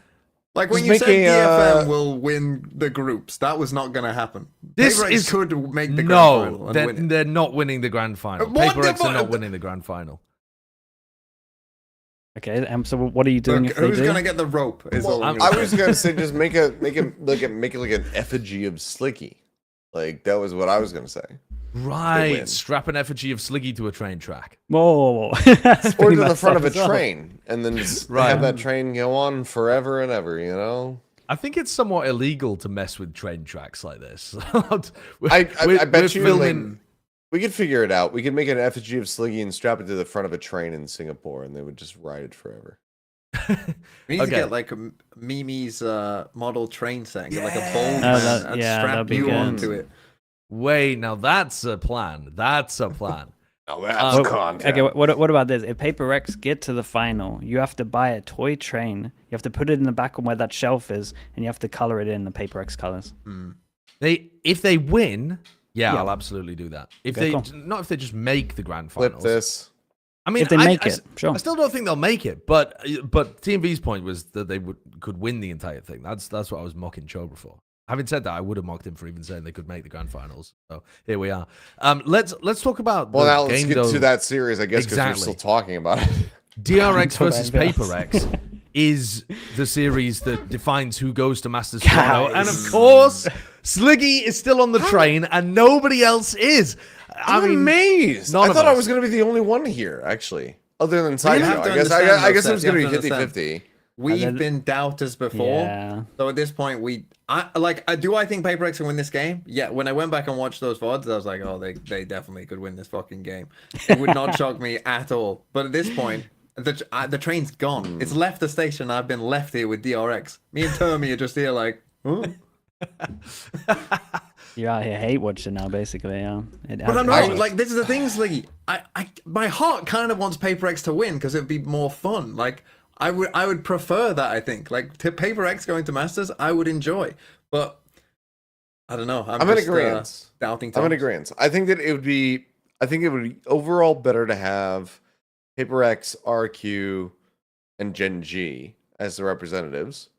I think it'd be a nice spread, but I also think that DRX is tired of like, not so much this season, but in previous seasons, like getting beat up by Paper X and being denied and shit. Like I think that they will really want to attend with this roster, especially after what happened at Bangkok, because they didn't have a good showing.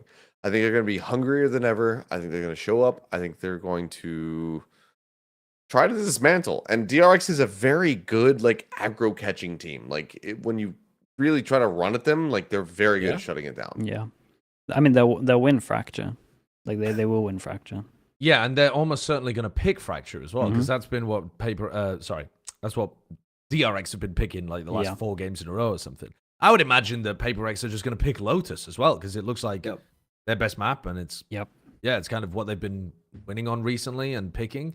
So it could That might just end just up be being bad, the though. same maps that they played against T1 and Boom, basically. It's like Fracture Lotus +1. I don't know.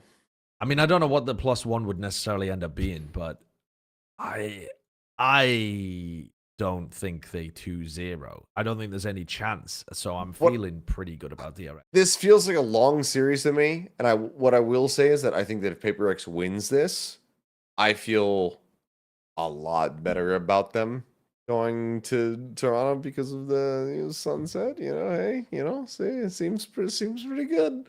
But Was DRX Sunset really good? Oh, I'll be honest, I can't even remember. I said Paper X's sunset. Oh, Paper X. Paper Oh, X's yeah, the Sunset. one with the sage and stuff. Yeah. Oh, yeah, they But- were. They did crush on that map. So if they make it there, I think that's a huge boon for them because the fracture also gets out. But And no Tejo. yeah, Yeah. and no They Tejo. kinda were win it so out. happy. If Yeah. they win this game, I- they are going to be feeling actually, so actually, if Paper X win this game, they win Toronto. good. Cancel the fucking tournament. It's over. We're done. Let's just give everybody else like 2.5 months of scrims. Give Paper X the trophy. It's fucking set.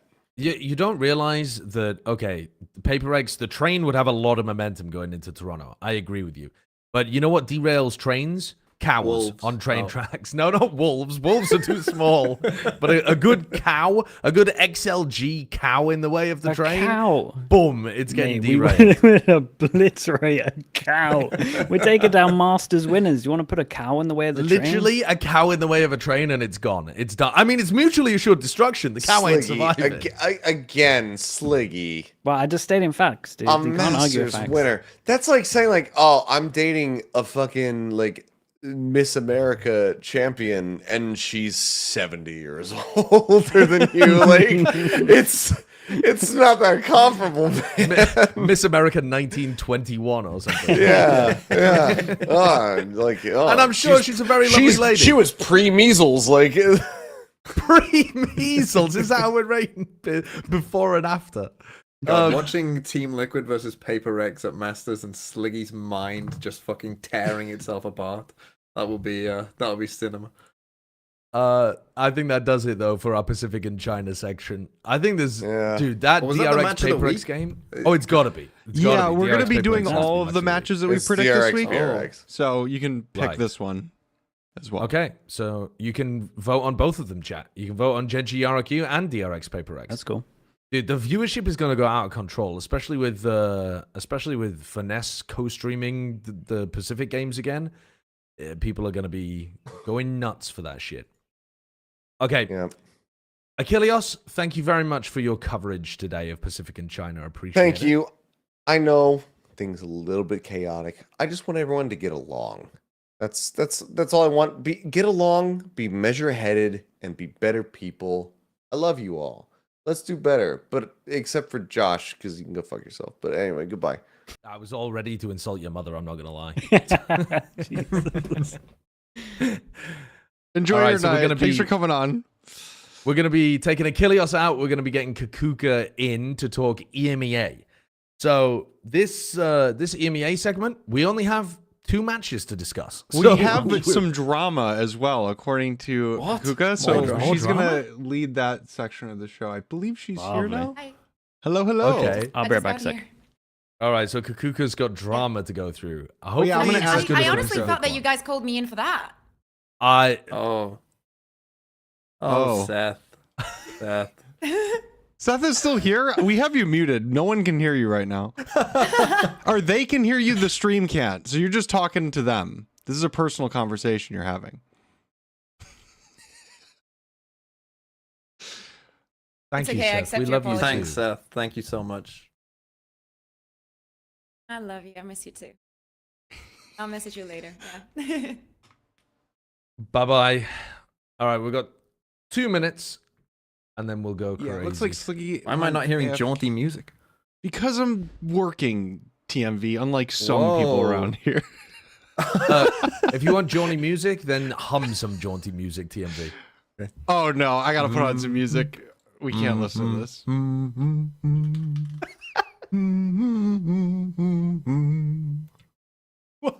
What's that supposed to be? It's the Misty Mountains from The Hobbit. Oh. All right. I've been Royalty-free reading, music. The Fellowship of the Ring. Gandalf dies, you know. Spoilers. Spoilers! Gandalf, he falls. Falls on the bridge of Khazad-dûm. Can he really die? I don't think his spirit can. I don't know. Yeah, because he's a Maya. I'm probably getting a lot of people angry. I don't think I'm correct with No, that. I think you might be right. That rings a bell.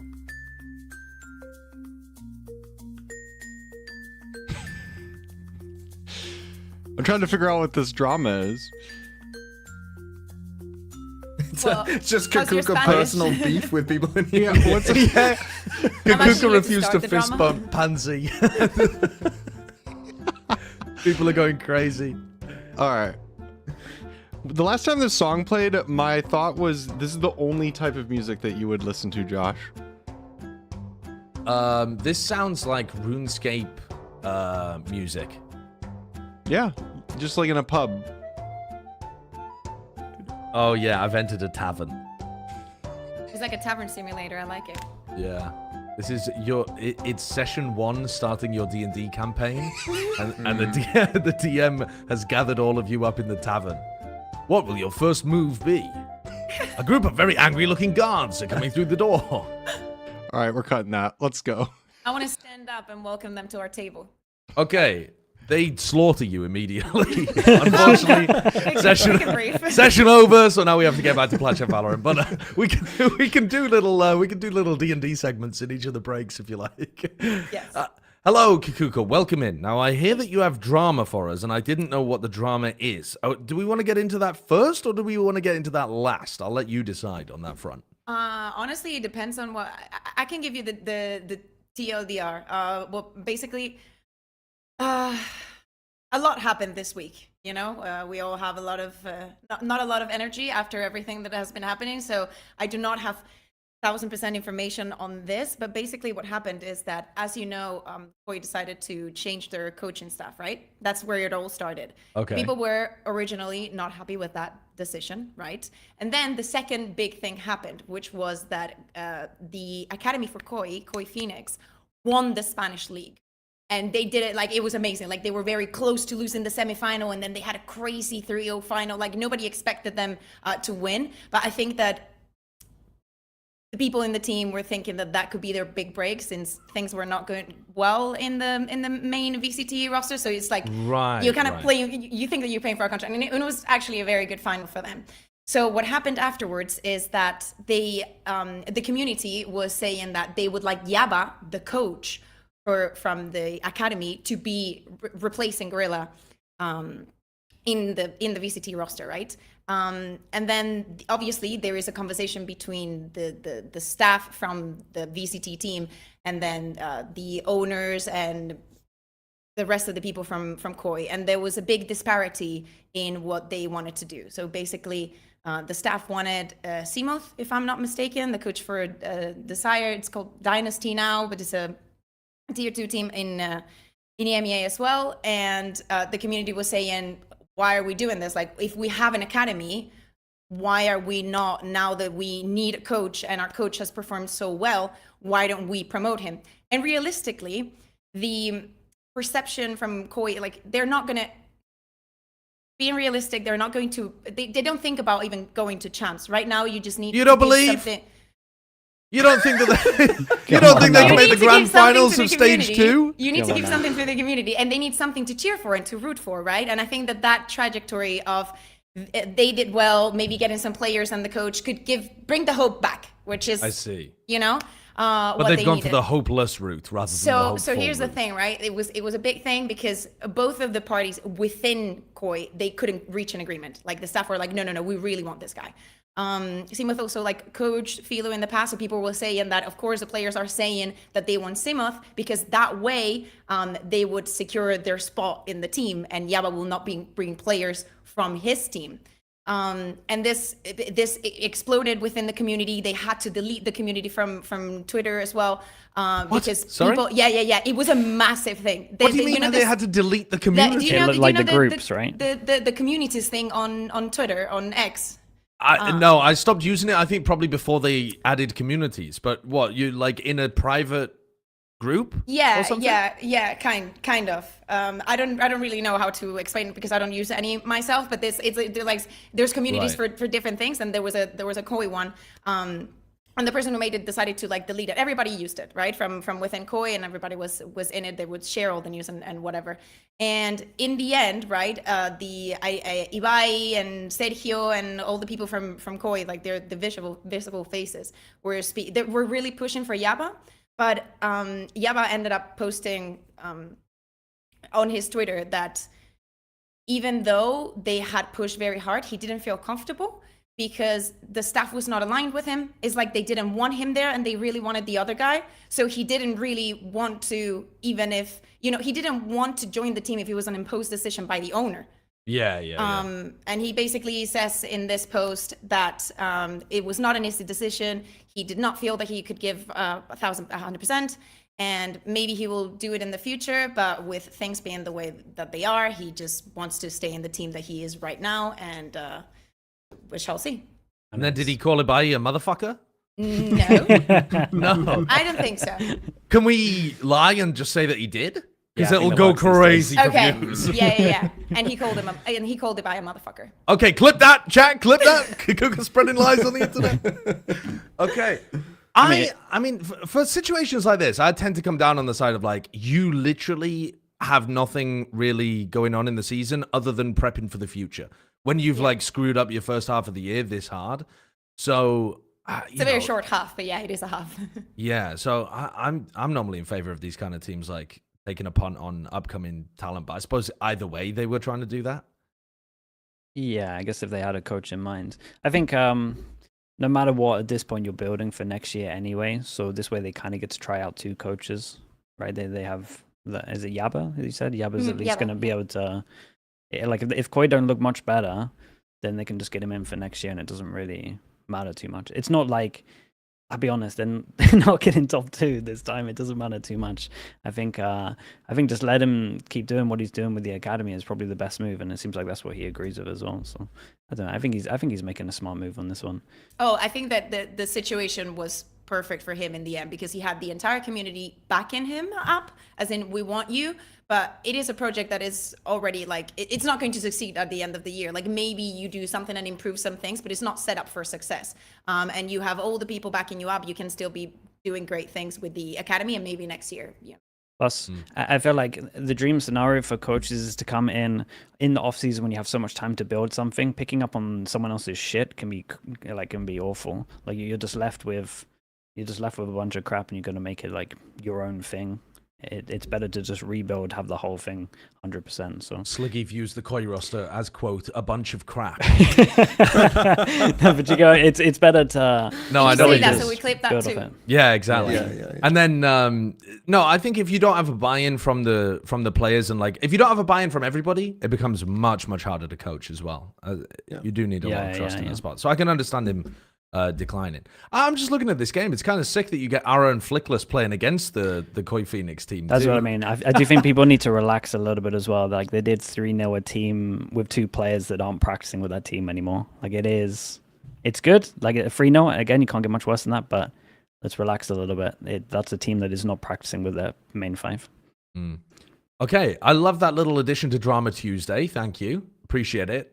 There's actually a bit more drama in EMEA, though, although it's starting to wrap up.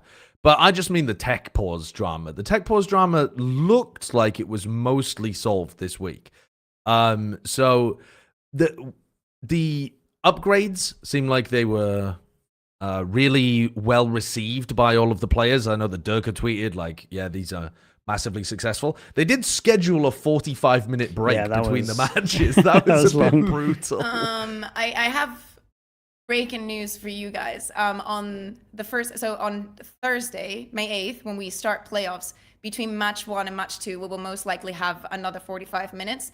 The reason for this is that since it's going to be at least one of the teams' first time playing in the PCs, and they're still scared that this ends up in I think that the KC Team Liquid match, it's still too fresh and in their minds, and they just do not want that to happen again. So what they're doing is they're allowing the teams to do a couple of dummy rounds to check that everything is working, so we can safely go into the game. So at least for day one, have this extra time just to make sure that things are working properly. So Yeah, I think to that be we're honest, gonna I do think that it for was Thursday as sensible. well. I think it was It is sensible. sensible, yeah. This is Show the us kind of dummy forward round. plan. Show us the fucking amount. Leak the scrims of the dummy Get round. Steel back in there, just fucking roasting everyone as if it's real. But also, I noticed that we didn't have live KD over the webcams, which I Yeah. thought was a sign that we were still playing online, but I don't have any other evidence for that. That was just speculation. So maybe not everything has been completely solved. They did say that it wasn't just a computer issue. They said that there was a networking issue as well. So JT, the guy that's in charge of product, actually, came to talk to us about this. I'm just giving you this information very briefly. Because he wanted to tell us, he wanted to keep the talent updated in what happened. They've been very transparent with us as well, which we appreciate a lot, because you guys have worked with broadcast before, and sometimes you're a bit left in the dark, even though you're the one showing face, and sometimes you have to give explanations without having context, and sometimes things are jarring, but they're being very transparent with this. And now apparently they've had time to not only, because obviously for the previous week, was let's get this fixed because we need this match to happen. Like most of the regions are done with playoffs already. We still haven't started, and we cannot have these issues because we cannot delay playoffs anymore. And they went back into, once the match had already happened on Friday, they went back through all their steps, being like, okay, what went wrong in every single position, because there were several things that were not working, and they went back on their feet, and they found that the issue was not what they thought it was, and now they have more clear views on what the issue was and how to solve it, and apparently they have. But are they still on online servers, or are they on LAN? No. On LAN. Online. Okay, let's go. Nice. Okay. So, I mean, overall, they seem to have kind of nailed this. Like, I feel like they have done a very good job at getting on top of it once it got escalated to the point where they realized, like, they hit the disaster lever. So, credit to them for managing to action that, because I think pretty good. I think the 45-minute wait is, like, it's not great, it's not ideal, but it's way better than interrupting like the game all the time. Play around, tech balls. Yeah. Like that first map between Team Liquid and Casey just cannot happen again. It's just not fair. It's not good in any realm. So they're trying to avoid that, and I think it's good. Yeah. Okay, well, let's talk about the game, though, that got completely disrupted. Team Liquid versus Karmine Corp, it finally ended. It took more than a week, this game. It was the longest game of all time, with the fewest rounds of any of those long games. But, yeah, they decided to reset with the map veto done again, but with a 1-0 advantage to Team Liquid. So I think that's a reasonable compromise. We did talk last week about the fact that there is no solution that would have been happy, that would have made everybody happy. But they apparently went back and reviewed all of the footage from the first time that they played and found that that was a reasonable decision to make. And then Karmine Corp just picked Icebox again anyway. So fair enough. And I like what they were doing. I still love this Omen comp. I think this Omen comp absolutely fries. I'm such a big fan of it. I mean, I guess it's slightly different because they're playing it without the Gecko, but I still think it's really good. And Martin dropped a bit of a banger for KC to pull this one back in a comeback, really. Every time we see this comp, the Omen just goes crazy as well, which helps a lot. Like, as long as the Omen is comfy on this comp, it really does hit well. And there was a couple of times where, like, they were going for, like, big plays and Martin was, like, dying fast as well. So he had crazy stats on top of, like, 2 rounds where he pretty much got the first F just, like, TPing in, and they kind of worked out what he was doing. So he had a crazy icebox. That's the thing, Liquid's icebox is a little bit rough. They went from the Waylay comp to, like, the Jet comp, but it's Kiko on Jet, which is a little bit weird. I still feel like they've kind of been exposed a little bit, or maybe like this is their worst map at the moment, considering where they were before. I think that's a big upgrade. And they did lose double pistols, so maybe it's not as bad as like the actual score looked. But dude, K-Corp look really good on this map.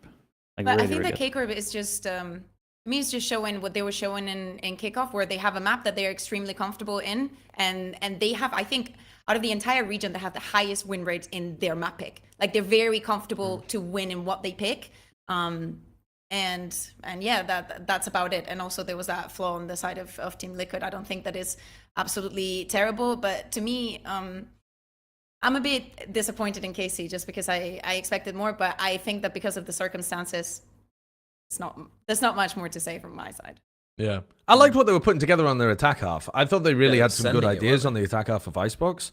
But yeah, I mean, they kind of fell over on the final map, and I think their comp is shit on Lotus. So I feel like, dude, whenever I watch KC, it's like some rounds and some maps, I'm like, oh, I really like what they're cooking here. They've got a really gorgeous comp. They've got some great ideas for it. And then other maps, I feel like, oh, you've hit the wrong ingredients here for the dish.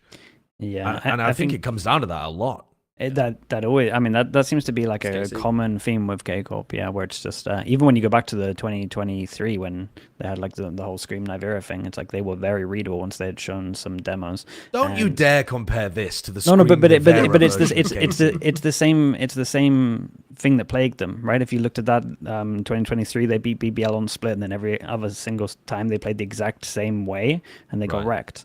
So it is the same thing where like once you have a demo on this team, you kind of know what they're doing on side of maps. I do think they changed it up a good amount. I do think they do cool stuff with the harbor, but I think the harbor is so limited on like Lotus, for example, that when you have worked out this wall means this, like you just get a big heads up of what's happening, and you know exactly where the harbor is to do a lot of the utils. So I think you can have really easy reads on it. And even though I like the stuff they do where you like separate off B, you flash into B on Lotus to get information if you can walk in, I just feel like they got a little bit sussed out on this one. And I feel like the inverse though is true for Liquid, because I was worried about their comp and the double Senti. They fried Cypher. Like, once people got VODs on this, they'll maybe figure something else. But instead, it was like, I mean, they're frying on this map. Like, how is this looking so good? Yeah. Like, how is it's Camo so playing enjoyable so well? to watch. They have so many is. micros, so many different defensive setups. I enjoy their Lotus so much, and it's so weird because we get so much Lotus in EMEA that sometimes it's like, oh my god, not again. But every single Lotus for Team Liquid has been so enjoyable to watch. It's actually a pleasure. They've only played it twice, right? They stomped Foot, and then they've kind of stomped before this one, with this comp. KC as well. Yeah, it's dude. They played against Koi too. I forgot about that. It's third time, right? Yeah, third time. But it's working.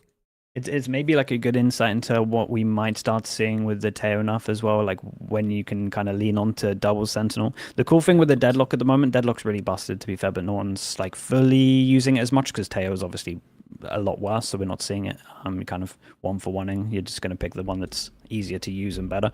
But the actual strat book you can have with Deadlock is so big. Like this agent is really versatile, especially now that you get that grav. Is it called GravNet? Yeah, the one that makes you crouch every 40 seconds. The fact you get that now, it really means that you can do a lot with this agent, whether it's aggro and even the wall's like really versatile. Whether you want to put it down, clear some space, put it down, or like re-clear somewhere, then put it down and then go stack somewhere else. And it's good for retakes. So the actual agent is, dude, he was, and like it's cool to see because he was he had a rough, he got given like a rough draw, really just pulled into fill a role which he'd never played, and agents that he'd never played. So it's nice to see him looking comfier week by week as well.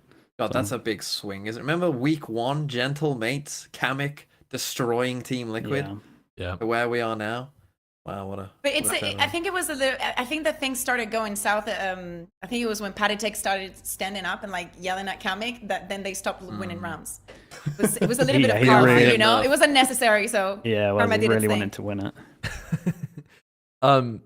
I was talking again to some people in Americas, and they were saying that one of the reasons that people are not running as much Deadlock is because you can jump out of the GravNet if you time it properly, which is. I mean, that's an enormous nerf to the GravNet if like players are able to just yoink. Is that true? Is that not just on the edge of it?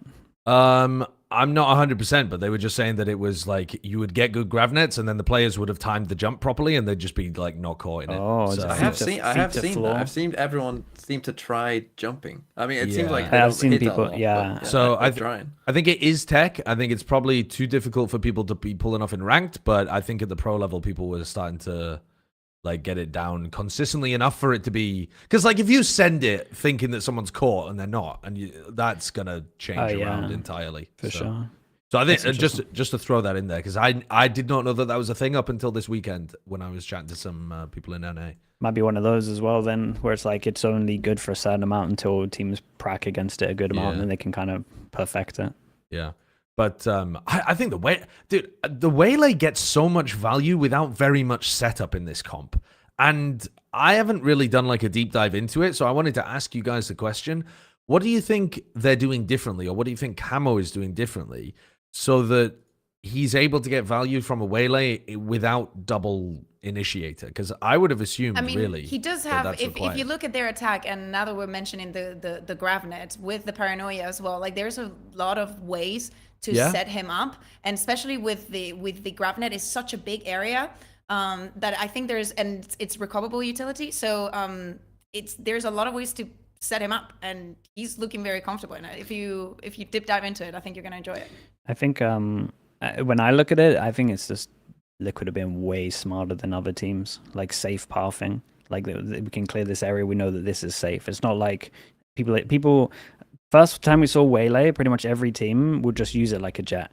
Like I go in and then that's my entry, everyone else can come in. Whereas like this is, if you actually look at his pathing, a lot of the time it's like very, very safe with a good amount of util. So it's not... combined with the Omen as well, with the TPs and everything. Like there's so many things that you can do, and I agree with Slig, like they're being ahead of the curve, and we know that in so many, like people will eventually catch up to this, but being ahead of the curve in something like this gives them a great advantage.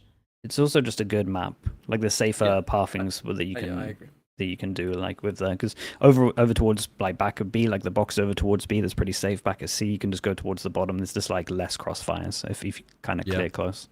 Yeah, I think the map is a big deal for all of it, really, because their whole comp, you know, Lotus. I feel like the Waylay, obviously, like you can just swing out A and potentially refract right back, you know, and just like take that aggro fight and see if they are being aggro there or not, and if they're not, you just take that control and you have a big, what's this cove, man? I mean, sorry, I just got to giggle at this one. And just put it a little bit deeper.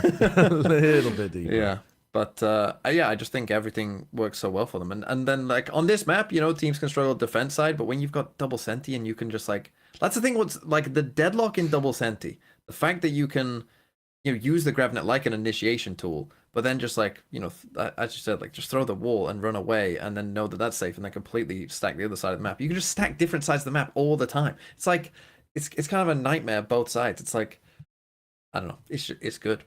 They had a good game plan, right? Insane. Yeah, they kept on going B, right? And against like the Harbor can't do too much in the retake. It's well, the round Coach showed was just the most perfect round of it. So yeah. Okay, so Liquid, they're looking great as we head towards the EMEA playoffs. I feel like they got the #1 seed. They're only one win away from getting it to Toronto, and they've got some really cool stuff. I feel like the team, though, that looks like they are back with a capital B is Heretics. Holy shit. I feel like every time I watch them, they should be the team to beat right now coming out of groups as far as I'm concerned. Their undefeated stage versus they completely undefeated stage versus FNATIC by slapping them down 2-0. It was a fun game to watch. There was crazy individual moments all over the place. Not even necessarily just from Team Heretics. Yeah, play the first round. The very first round is madness. And then, dude, what was it the first round of Haven? Haven, yeah. Defense pistol, Yeah. Oh my God. That's one of the nastiest aces I've ever seen from like, I mean, especially on a pistol round, but even if it wasn't, like, that's just disgusting, the shots he hit. It's vile. Yeah, but Miniboo is so back. Miniboo is so back. I think that the team has really shown that they had wanted to give him a lot of support, and it's worked a lot, because in kickoff maybe he didn't find the impact that he wanted. He still was like happy with what he was doing, but they found the solutions, put him back on the knee and put him back in agents that he feels more comfortable in, and that's given him his confidence back, and now he's just unstoppable. The Heretics do this thing. I think they've done it I think it's Gen.G. They've at least done it to 100 Thieves on Bind. They've now done it FNATIC on Haven, where they just steal the comp they made and then just make it better, or just smash them on the map. They pretty much just stole their comp and made it better. But dude, both the Boo brothers were playing so good, like so good. Rians was crazy. I think that the concern to me it's on the other side, because I do not remember, or maybe this doesn't happen that often, but we all remember Alpha, especially on this map, right? Like him being on the ISO, that game that they had against Navi, where he literally put the team on his back and decided to win the game. All that confidence was a little bit lost. I think that for me, on the FNATIC side, is like Kron and him were a little bit shaky that day. It was just not a good day for FNATIC. I do not know if it has to do with maybe they thought that they were going to have a break, because bear in mind, they were supposed to have played the previous week. And I don't know if it's like maybe a little bit of burned out and whatnot. I mean, even if you think back to the game that you just mentioned, their comeback win against Na'Vi, it was a comeback because their defense was bad. And I think their defense has actually been bad like the last 5 times or something that I've watched them play Haven. And they've been relying really heavily on getting like snowballs from Kayak and Althea going on the attack side. And that's such a difficult hole to dig yourself out of if you keep like having to start on defense first, especially when I mean, I guess they're picking it as well, because Heretics picked Haven and FNATIC chose to start on their worst side. I'm not exactly sure why, but they like to do that this time, get it going again. Yeah, they've historically kind of chosen their worst side at the beginning and then make the comeback on the other side. I agree with you, though. I think that Haven defense has been really struggling. I remember like watching them back even from like maybe kickoff, and it was just Alpha was like winning the defense rounds for them, essentially. They're dragging them over the line. I still think, again, Heretics played very good. I felt like the game plan was good.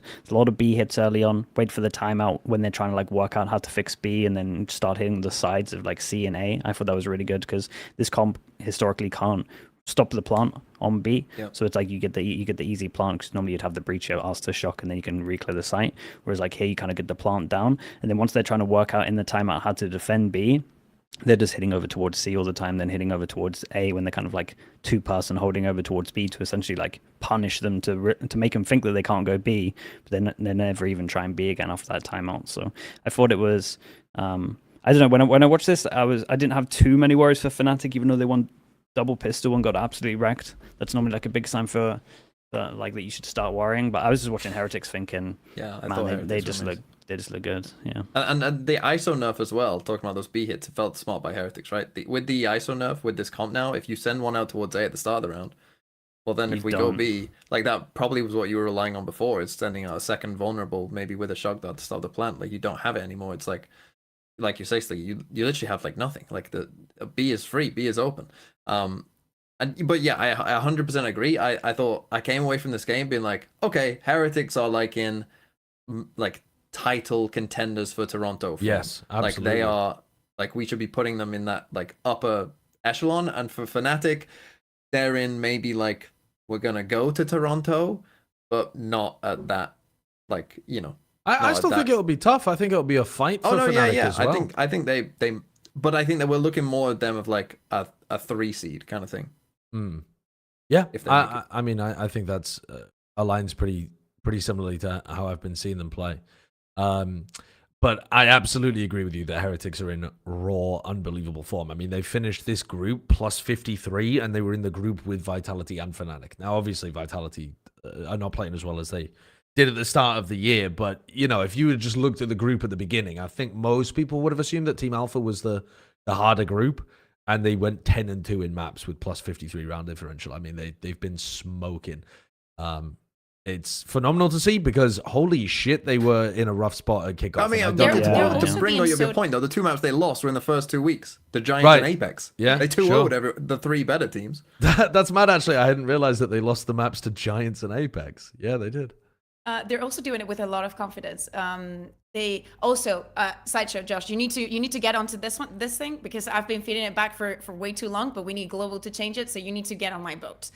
You know how when we show the maps, we never show who won the coin toss and who's Team A and Team B? We need to get that information in the graphic, even if it's just like a little thing, because I think that is information that we're missing out. So I think that we should start doing that.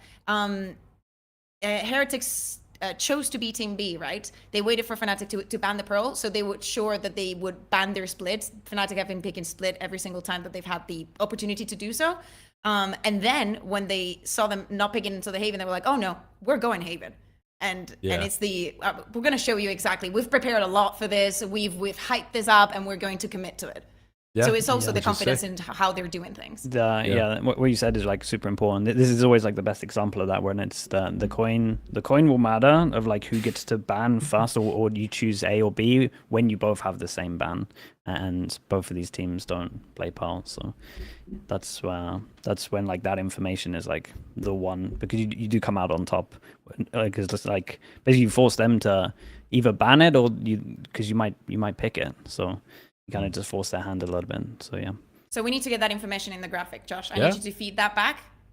Why are you not able to feed that back? I have fed it back for too many weeks in a row. Okay, but the goal, it doesn't come from the EMEA. It has to come from the other side of the pond. Everything VCT, Sideshow is behind. Yes. He's the golden boy. They listen to everything he says. I'll work my golden magic. boy. Golden boy isn't the golden boy. Hey! He's so quick with it today. He's so quick with it. All right, let's go into our playoffs predictions, I think, because there's a lot to talk about with the EMEA, but we can kind of structure it in terms of our Preds, I think. So last week's EMEA match of the week, the Little Timmies, you've got your report card, and it was FNATIC versus Team Heretics. That was the big match that we were taking a look at. Now, I'm surprised, based on the form of the teams, but the majority of you, 55% of you went for FNATIC. Fucking idiots. You fucked it, guys. You absolutely ruined it. But that's okay. We still love you, okay? And we'll work with your tutor to make sure that you get it right next time. But you're not going to be getting that A+ sticker this week, because Kurt took pity on you last time. You've never earned an A+. You've just had a pity A. All right, so you can check back in on the community tab to vote on both of the matches. Remember, because there's only 2 matches going on that we actually there's going to be more for EMEA, is there not? Yeah, we have 4 days. 4 days, yeah. But we only know the first 2. But we only know there's the 2 first teams 2. waiting in the Gotcha. lower and 2 teams waiting. Yeah. Okay, I understand now. Playoffs. I know that this was like a month ago for you, but yeah. Yeah, it was a long ass time ago. Right, the first game then. BBL versus Na'Vi. Should be a guarantee, maybe? Oh, and it is. I knew this was going to happen. Kaquka is shocked in that picture. Yeah. I am so in the BBL train. I absolutely love them. The last 3 matches that they played, they've looked amazing. We had those 48 rounds in Ascent. That was incredible. With that comp, the changes that they're making. I think that I just love them so much. The record, though, Yampi versus Angel is heavily in the favor of Angel, but I'm just too excited for BBL. I need them to go to an international event. Yeah, I'm worried about this one. Yeah, I'm worried about this one same. because Na'Vi weren't looking like they were doing too much up until I really, really liked what they were cooking in their game against Vitality. Like, I felt like Na'Vi were doing okay in like their game against FNATIC early on in like week 1 or whatever that was, and then I was like, well, I'm not feeling too great about them until they beat Vitality, and I think were cooking on Haven and Icebox. So I'm slightly concerned they're going to bring out some more sauce. And Icebox might be in the map pool, I think. Right, because BBL normally ban Lotus. It isn't all the time, but they normally ban Lotus. So there is a good chance that Na'Vi get Icebox. I don't think BBL's Icebox is good enough to win that, so they might be a map down. The problem is as well with these games, there's such a massive break that we've had as well for some of these. Like, it feels like a lot of different things could happen. Like, we could see new comps and stuff like that come out from teams and shit, like just because of the break and maybe, but I don't know. I'm with you, Josh. Navi, like the Haven, the Na'Vi cooking stuff. I mean, both these teams like to cook stuff up as well. Yeah, both these teams like to do something. So we could get a bit of a. I hope we get a strange one. Can you imagine how good this would be with Angel calling against Yampi if it does go to like triple OT or something? They'll be calling the most insane strats you've ever seen. It was one thing when it was against Mr. Fallen, but when you have somebody as mad as Yampi on the other side calling barking at you. Yeah. I think it should be a great game. I'm hoping it's hyper competitive. I think BBL have got a better chance than Na'Vi of making Toronto because I think we've more consistently seen it over the year, like including kickoff, that they can put together good performances in a string. They're also they have the highest pistol win rate in the entire world besides China because we do not really get Wait, that BBL stat. BBL, yes. Really? Oh boy, They're I might switch. 71%. Well, that is Oh, you can't keep that, That up. is high. You can't keep that. Can't switch me. Wait, Really? whoa! So you're switching away from them, right? Because you don't. You think at some point They're it's gonna going to revert to the regress They back to the minimum mean. win one per map. You can't keep that up. I'll switch that. I didn't realize that stat. And plus, Yampy will thank me for going against him, so it's a win-win for me. Well, I do- Yampy's spoken publicly in his interviews afterwards about how you Yeah, never just believe in him. keep doubting me, basically. But I also think Na'Vi had a bit of recency bias. It looked good, and I think Icebox is going to be there. And I didn't I think realize it's about going the to be a banger. pistol stat. So you can't keep up 70% pistol unless you're Gen.G and TMV's done a video saying that you're playing pistols wrong. Then obviously you're gonna. Okay, let's go into our next game then, shall we? Let's go into the predictions for FNATIC as they play against Foot. This is another one that we were split on last time that they played. And we're actually split 50-50 this time. So me and Slicky going for FNATIC and Kaquka with TMV going for Foot. Now, you were on the train for BBL and you're on the train for Foot, Kaquka. Yes. Both of So those was TMV. Yeah, I know, but I want to go to you first because I don't respect his opinion. So, why are you? What's got you excited about this team, despite the fact that they, recently lost a close game? He's left, and you know what? You know what? He's providing more value. Jesus. I think that this could perfectly go either way. I think that we still need to see FNATIC still bouncing back. I think that there's, I do not want to take much out of the Team Heretics game, but it's been so recent, right? We're speaking about most of the teams having this break. FNATIC did not have the break, right? Like they're going to play on Friday and they're playing again on Thursday. They didn't know what opponent they were going to be going up against. And I don't know how tired they are. For the side of Foot, I feel like it's the kind of team that manages to bounce back most of the times. Either of the teams can win. To me, it's like FNATIC if they can prove that they can bounce back to what happened, if that was like a punctual thing, if they're able to address the issues or whatever happened, or maybe Heretics was just the better team. To me, it has to do with how tired they are, how prepped they feel, and if they can keep what we've been seeing. Oh, that's fair. It's I found this one hard because I think it's sometimes when I watch Foot, it's like Zeus just takes over, and sometimes the team looks like really, really drilled. I just pretty much just went with like the consistency thing. I feel like FNATIC look more consistent, and then when I just put the Heretics game down to Heretics just being really on form at the moment and looking better. So I didn't look at the FNATIC Heretics game and think that it was that worrying for FNATIC, more that they just got completely outplayed. So I'm kind of just sticking with that. I have not really been liking Foot's form recently. I was enamored with them at the start of the year. I was a big Foot fan. Everything about. Okay. Look, I unironically, and not even realizing what I was saying, said I'm a sucker for Foot the other day. That's good. I really liked what they were doing at the start of the season. I thought that their discipline, I thought that Zeus's form, I thought that the way that they were using even the Tejo Fade kind of stuff, I thought it was all really good. But recently, the feet have not been really calling to me in the same way. I think the Ascent game against BBL was pure entertainment, but I don't think it was that good Valorant. And I'm also slightly worried because Zeus fell off a cliff, and I'm kind of concerned that it might be a like when things got I'm worried that it might be like a choke in playoffs Pressure. situation. He's an where animal. the pressure. He's an I animal. hope so. Can't play online.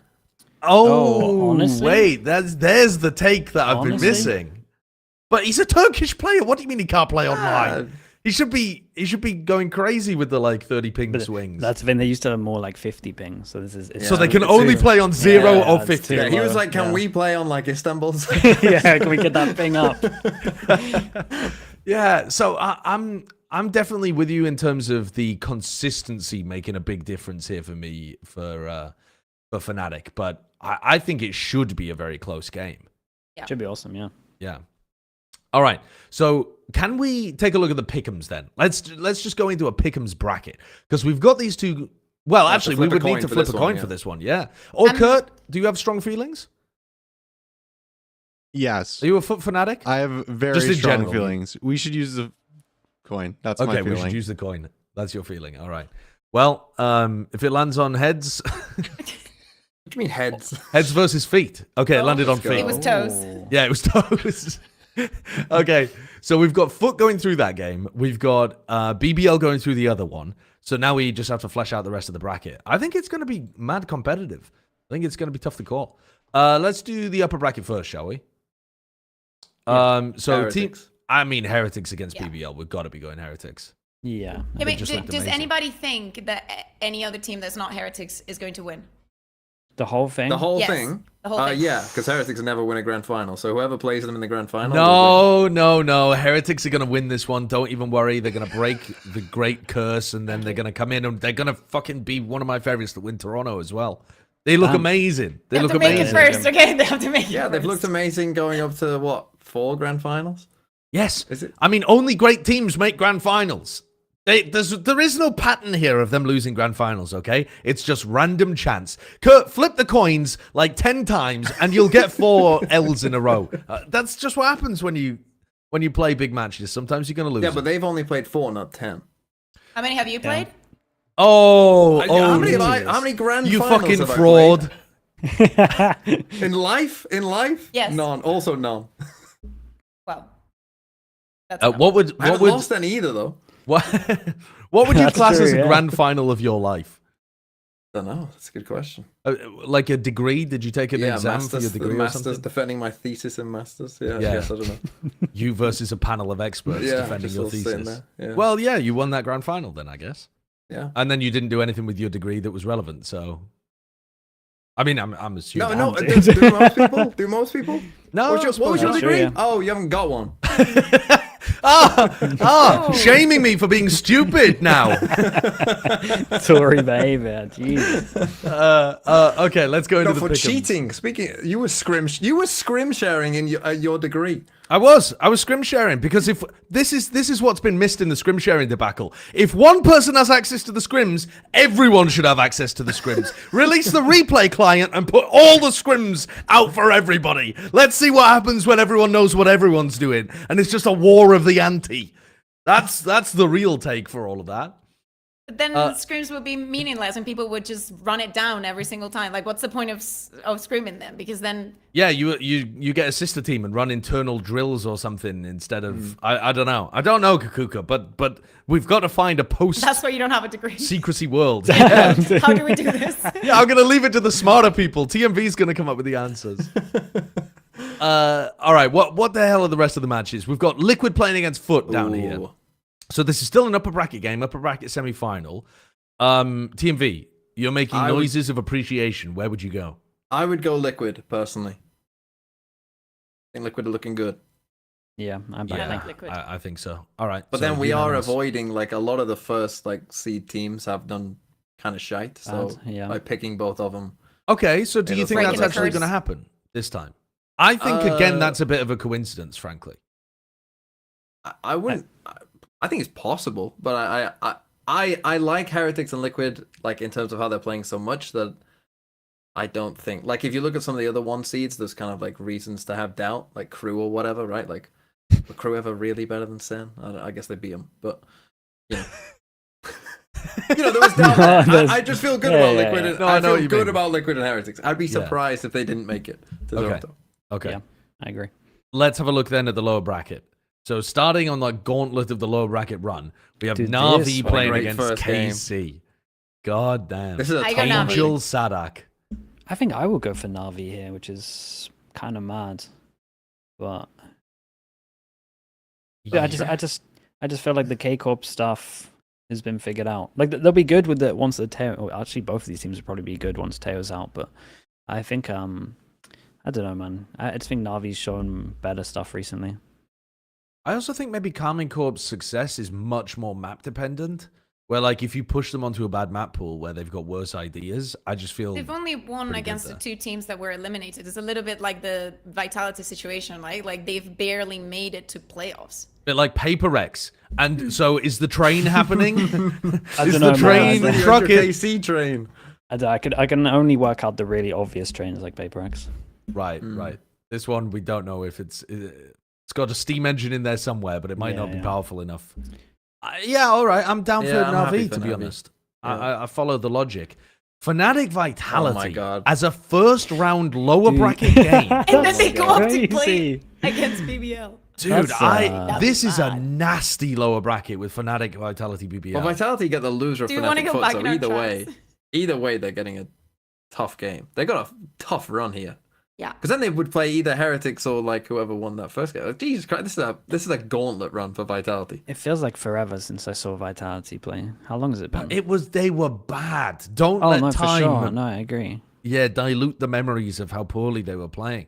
But I guess at the end of the day, it doesn't actually mean they can't have picked it up in the meantime, because they're a team that we have seen excellent from. Or maybe not excellence, maybe that's the wrong word. Individual brilliance, and it's about putting it together into a team system that actually makes sense and like having ideas that work and a variety of tempo rather than just we will play the slowest game of all time and try to Put their bore Kaquka on our Sova. opponents to sleep. Yeah. Yeah. The thing that scares me about this though, if Vitality win this game, I think they could easily do it. Right? Like if this happened and they played FNATIC and won, I could very easily see them just fucking They are one of those teams though, where it's like if they have momentum and like if they take a loss, it looks Is like this they're the gonna lose Vitality everything. train? Is it a Yeah. B train? Okay, yeah. I think if they looked good in this game, I could see us getting on board with the train, but you can't call the train yet because there's no momentum. Yeah, They've got a broken down train and they're working on fixing it currently, but we don't know whether it's going to be in shape in time. I think from what I've seen, I have to go FNATIC here, but I don't feel good about it. I am with Sliggy. I go FNATIC here. I would go FNATIC, but I think I would have foot in this position. Do you know what I mean? So, and I think then I would go for Vitality. I would do the same. Yeah, I would do the same as well. Do we want to go So back in our that's tracks mad. and just ignore the coin? No, we can't ignore the No? coin. Okay, sorry. Well, you. Or I can mean, Well, we? unless you wanna Yeah. change Or your vote. can we? Yeah, I'll change my prediction Love and that. I'll swap to FNATIC because I really think any other teams can win it, and I like this lower. But did bracket Liquid still more. beat FNATIC? Yeah. I would say so. yeah, but I think it's Ooh, but that's a close. banger. It's close. That's a sick game. That's actual El That's- Clasico. Yeah. Yeah, Pick Liquid. Liquid though. Let's send it, Kurt. Dude, this would be an awful stage one if Foot came 7th to 8th. It would be them. crazy, wouldn't it? Yeah. Mm. But it's so difficult, the part of the bracket that they're in. Because, like, I think Foot would be much happier going up against Na'Vi, KC, or even BBL, even though they just lost to BBL. I think Foot would feel like their chances of winning against BBL are good the second time. Yeah. But this bracket is Wait, brutal. are you all vote? I would vote for I would vote for Foot in that game, in that Vitality game. Oh, really? Nah, Yeah. I think I would go I for just Vitality. feel like Foot are the kind of team that Vitality will get a handle on. But I do think Foot have been playing better than Vitality in the last, like, 2 or 3 games. I'm just coping. Like Vitality is the same. one that has to bounce back, so I hope that this rest has given them something because they look pretty dead the past 2 weeks. So Wait, but who'd you pick? Vitality or Foot? I think I think I'd still go Vitality. Okay. Yes. Okay. Then we All go- right. Yes. So then we've Yeah, got yes. Vitality in, Foot having a devastating run. We often do get the Foot account watching Plat Chat, so just don't tune into this one. That's all I'm saying. FNATIC plays against Na'Vi. I was actually like, we got some decent matches out of this when it happened in kickoff, was it?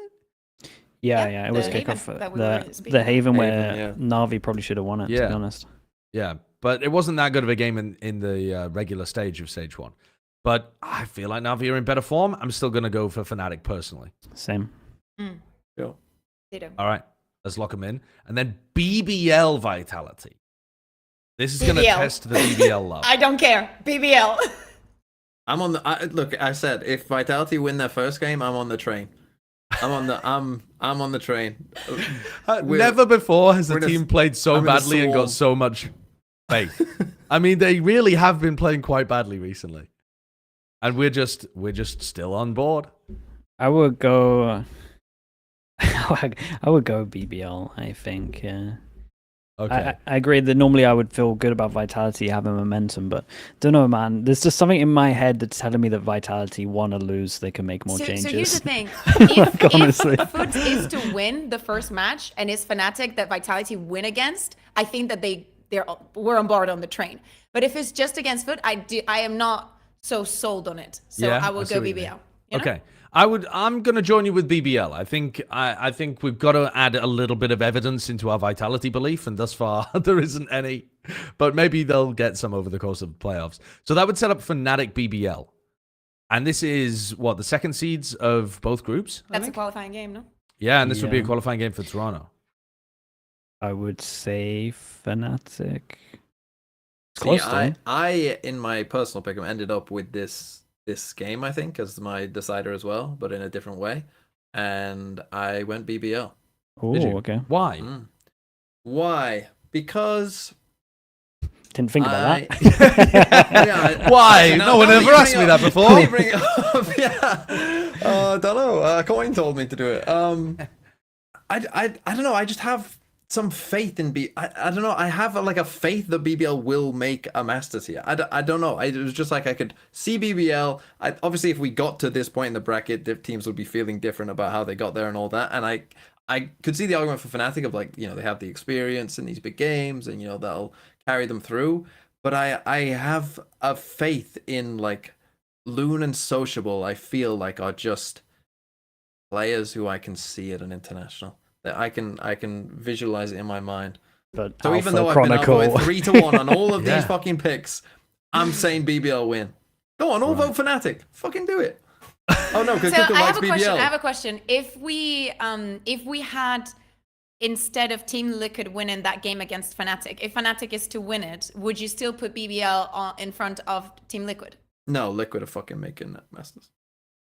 Right. So you feel more strongly about Liquid. Liquid than and if Liquid and anyone Heretics, else, but- if one of those teams or both those teams, what the fuck has happened? But if one of those teams doesn't make it, I will still be very, very surprised. I think that those two are just clearly the best two teams. Yeah. I mean, I agree with you, but I do think that Liquid maybe have a chance of slipping up somewhere. I mean, playoffs can be pretty brutal, but yeah, I would imagine It's a that different they'll make it. scenario. You're used to, having a lot of prep against the teams and whatnot, and especially very extensive long weeks. Again, Team Liquid used is to another one of the liquid teams choking that as has That's true. not had a break really when everybody was supposed to get a couple of weeks, and now it's day after day. So I just feel like FNATIC are going to be a good team at dealing with the way that BBL play.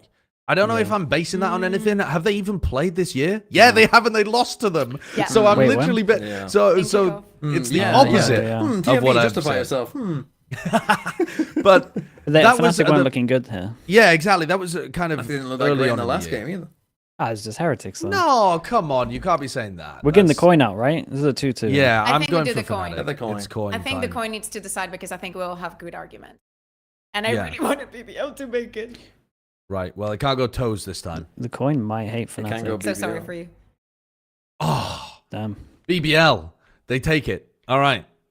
So we've got FNATIC missing out on Masters Toronto in our bracket, which I think know, would but be that's- pretty brutal. I mean, I'd love to. It's Can we I'd send love to 4 see it, teams? you Can we said. send 4 Yeah. teams? I'd be so happy sending this 4 teams. Do you think we can? EMEA has try already it? been able to send Shut 4 up. teams before. You guys Yeah. got an extra Yeah, pick you get in the that by past. winning. Yeah. How about you try it?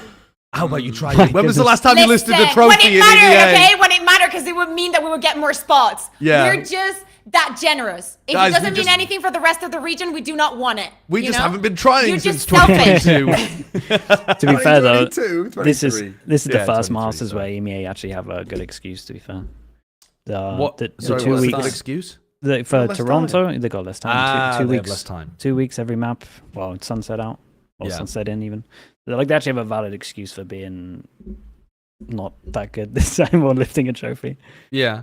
I think in some sense it'd be really cool if FNATIC didn't make it because it would just mean more new eyes or more new players. Sorry. We've already got so many new players at Masters Toronto. Is it only Gen.G and Sen still that have been to a Masters before?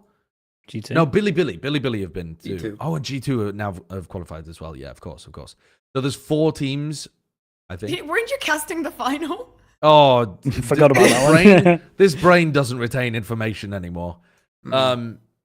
So yeah, there's 4 teams that have made it that have been to a Masters event before. And That's I cool, guess though. Our bracket, we get another 2 with Heretics and Liquid would be going. But yeah, a brand new team would be BBL. Oh yeah. Yeah. That'd be sick. All right, let's finish out the rest of it with whatever nonsense we come Team up Heretics, Team Heretics. with. Yeah, I agree. Who wins Heretics. between Team Liquid and BBL though? Liquid. Liquid. I think. And then Liquid. No, you can't believe in the Oh. cosmic curse that Oh, hard. I Come might on, be on board with Sliggy. that. They pay you, bro. I might be on board with that one. Literally has Let's Go Liquid right behind it. Yeah, I've got the double I as well, man. I could can't be hide from it. persuaded. Let's flip a coin, sure.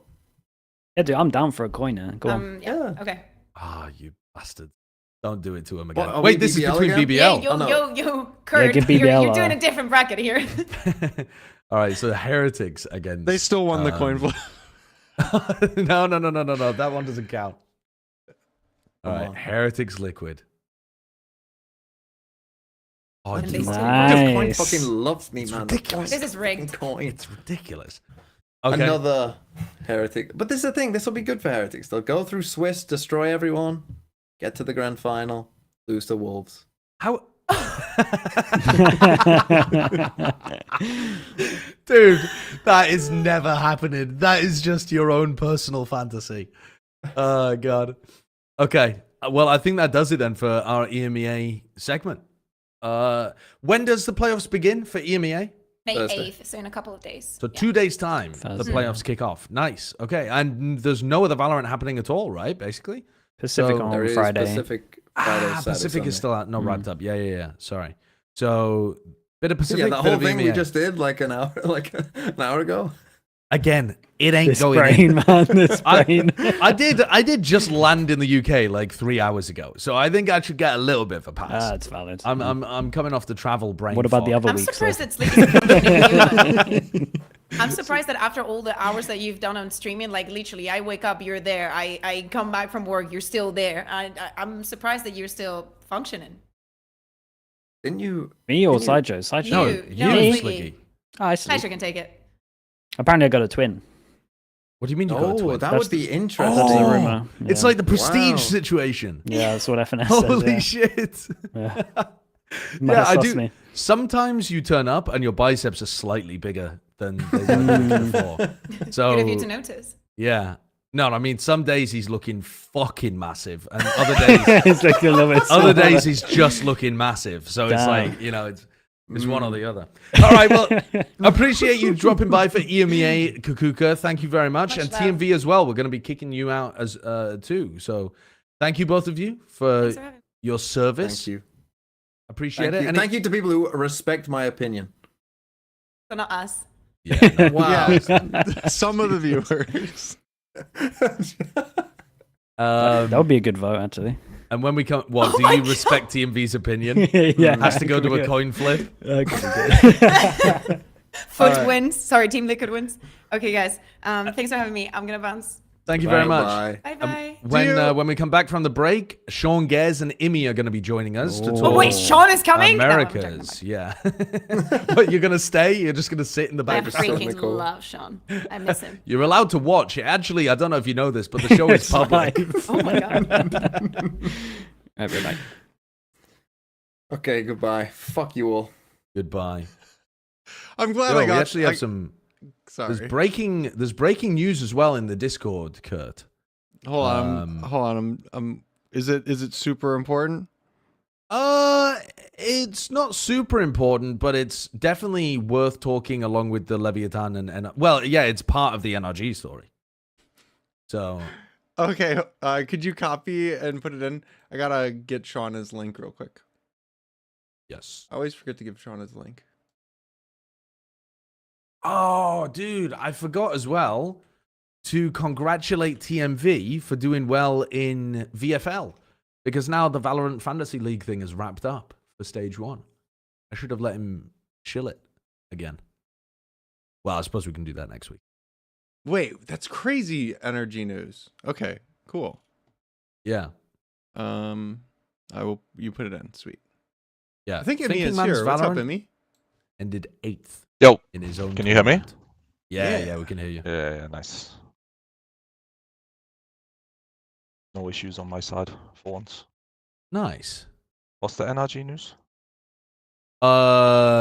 We will yeah. get to it, but Yeah, the yeah, tweet yeah. is. We don't have to be in there. secret about it. It's literally public information. It's not public. It's breaking.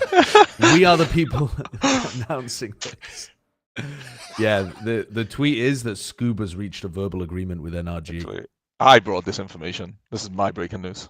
That's your breaking news, dude. Yeah. You don't. Yeah, outing I leaked himself it all. as a leaker. Crazy. Immi's actually the one that leaks all of the stuff about the Brazilian scene. He Whoa. secretly knows Portuguese. None of that. Hello. Yo. Just give me a moment. I'm gonna get Sean in here real quick. No, this is a desk. Lovely. Hello. Hello. No TMV? Damn. I was so excited. Yeah, we can Sean, hear you, you're on Sean. your webcam mic, surely. Yeah, I hope so. Sounds like you're far away from your mic at least. Otherwise, I'll be returning it. You know what? You were there we go. correct. Nice. There we go. You were Sounds correct. a lot better. There we go. Sorry about that, Sean. I didn't give you a link. I'm like, join the show, and there's just no link. Holy shit, you guys are so tiny. Holy hell. Get taller, please. Yeah. All right. Hello, everybody. Welcome back. We're going to be going through the Americas segment. Sean, Immi, thanks for joining us. How you been? I've been great after losing playoffs. Yeah. Well, good. Thanks for asking. Yeah. Well, we'll get you to talk about the teams that you lost to, and Yep. yeah, and we'll make it a bit more painful for you. We'll just dig the knife in a little deeper. Apologies for that. Thanks That's for just coming that- on the show. It's just how I like it after every playoffs. Yeah. I'm doing all right. Sean, I what mean, you been up to? You been doing your co-streaming? Yeah. Just a little bit of that, a little bit of this, watching the teams play for SR. And I just want to start by giving a heartfelt fuck you to Sen for sending G2 to the lowers, dude. Why did they do that? Oh my God. They took out 100 Thieves and EG. The way that G2 ran lowers is just insane, right? It is absolutely bonkers. Dude, it was, they delivered on every single game. It was unbelievable to watch. Like But every, like in the every most game was a ridiculous banger. way too. Yeah, like they're winning rounds against EG that they should never have been winning, man. Like some absolute heartbreaker rounds if you're an EG fan. Yeah, crazy. but I don't think EG should have ever won Lotus to start with. But then I don't think G2 should have ever won Pearl. Oh, yeah, that's the thing. You shouldn't be winning I that mean, last map.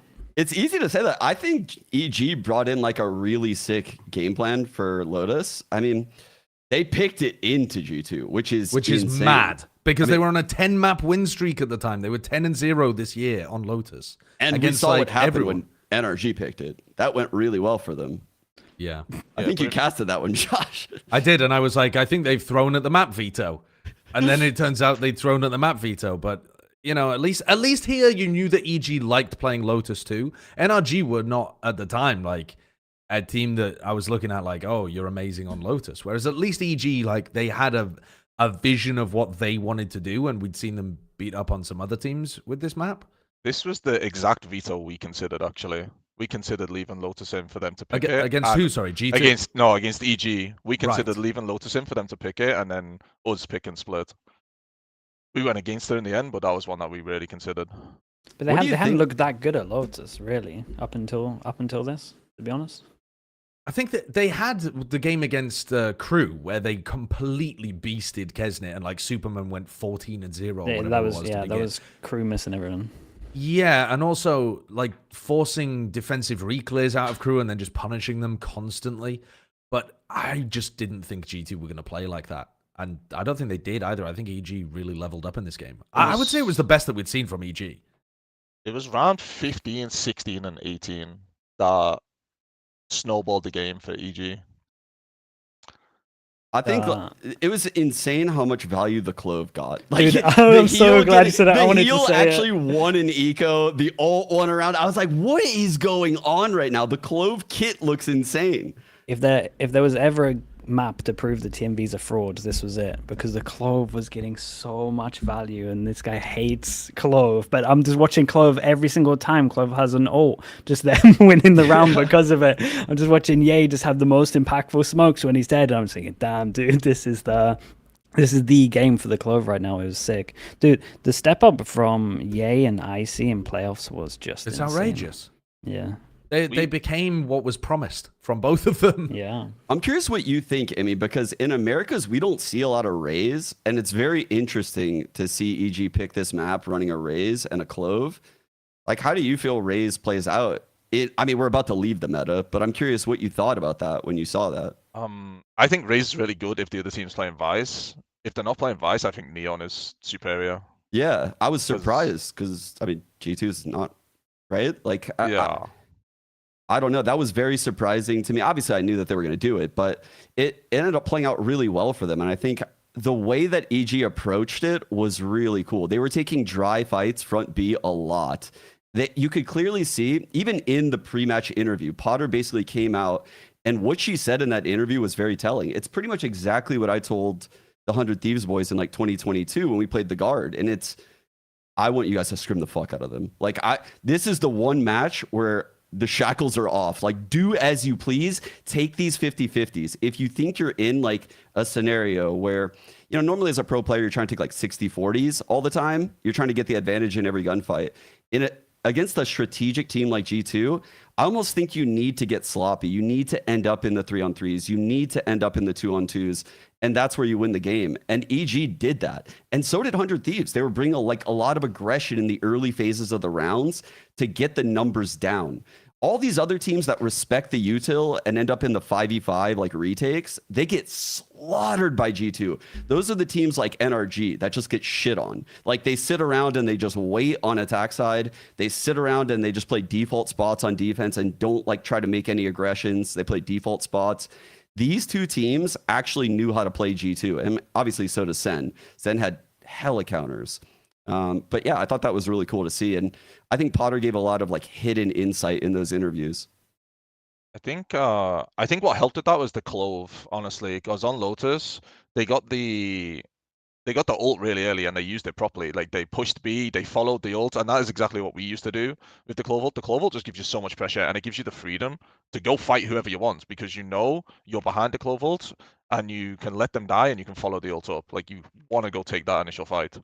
You get so much free space all the time. Like, it's actually a pretty underrated ult if you like use it good. I think it's one of the best ults in the game. Yeah, it's really, really strong. And giving someone like Ye freedom as well is like nice. And like, they do give him a lot of freedom in this. You see him dueling on like C on their default a lot when like they go A aggro and he's just dueling over towards C on attack on Lotus. Like, he's allowed to just take that duel every single time. Kind of what you were saying, Sean, just take the 50-50. Like, you're allowed to do it here. So yeah, it was cool. And then do it in the maps where EG, I just like putting Ye on Jet. I think it makes a lot of sense. Yes. Do you want to talk about the moment that everybody 11-11 11-11 round 23? It's painful. This is a really interesting round, I think, too, because when I was looking at G2, I thought, yeah, they're coming up with so many hero moments, but why are they also getting into these hero moments where they have to win like a 2v4, for example, in this spot? And this is a round where off barrier drop, they have an ult play with the Yoru ult, where they smoke the bottom of B long. They take Jorgamo down B. He throws out 2 gate crashes. Both of them break, by the way. First gate crash gets broken by an opponent. Second gate crash he throws through thorns and it breaks. So he's dry ulting just to kind of hit the strat with no gate crash. Gets in a really awkward fight over towards spawn, but clears out the Flowers player.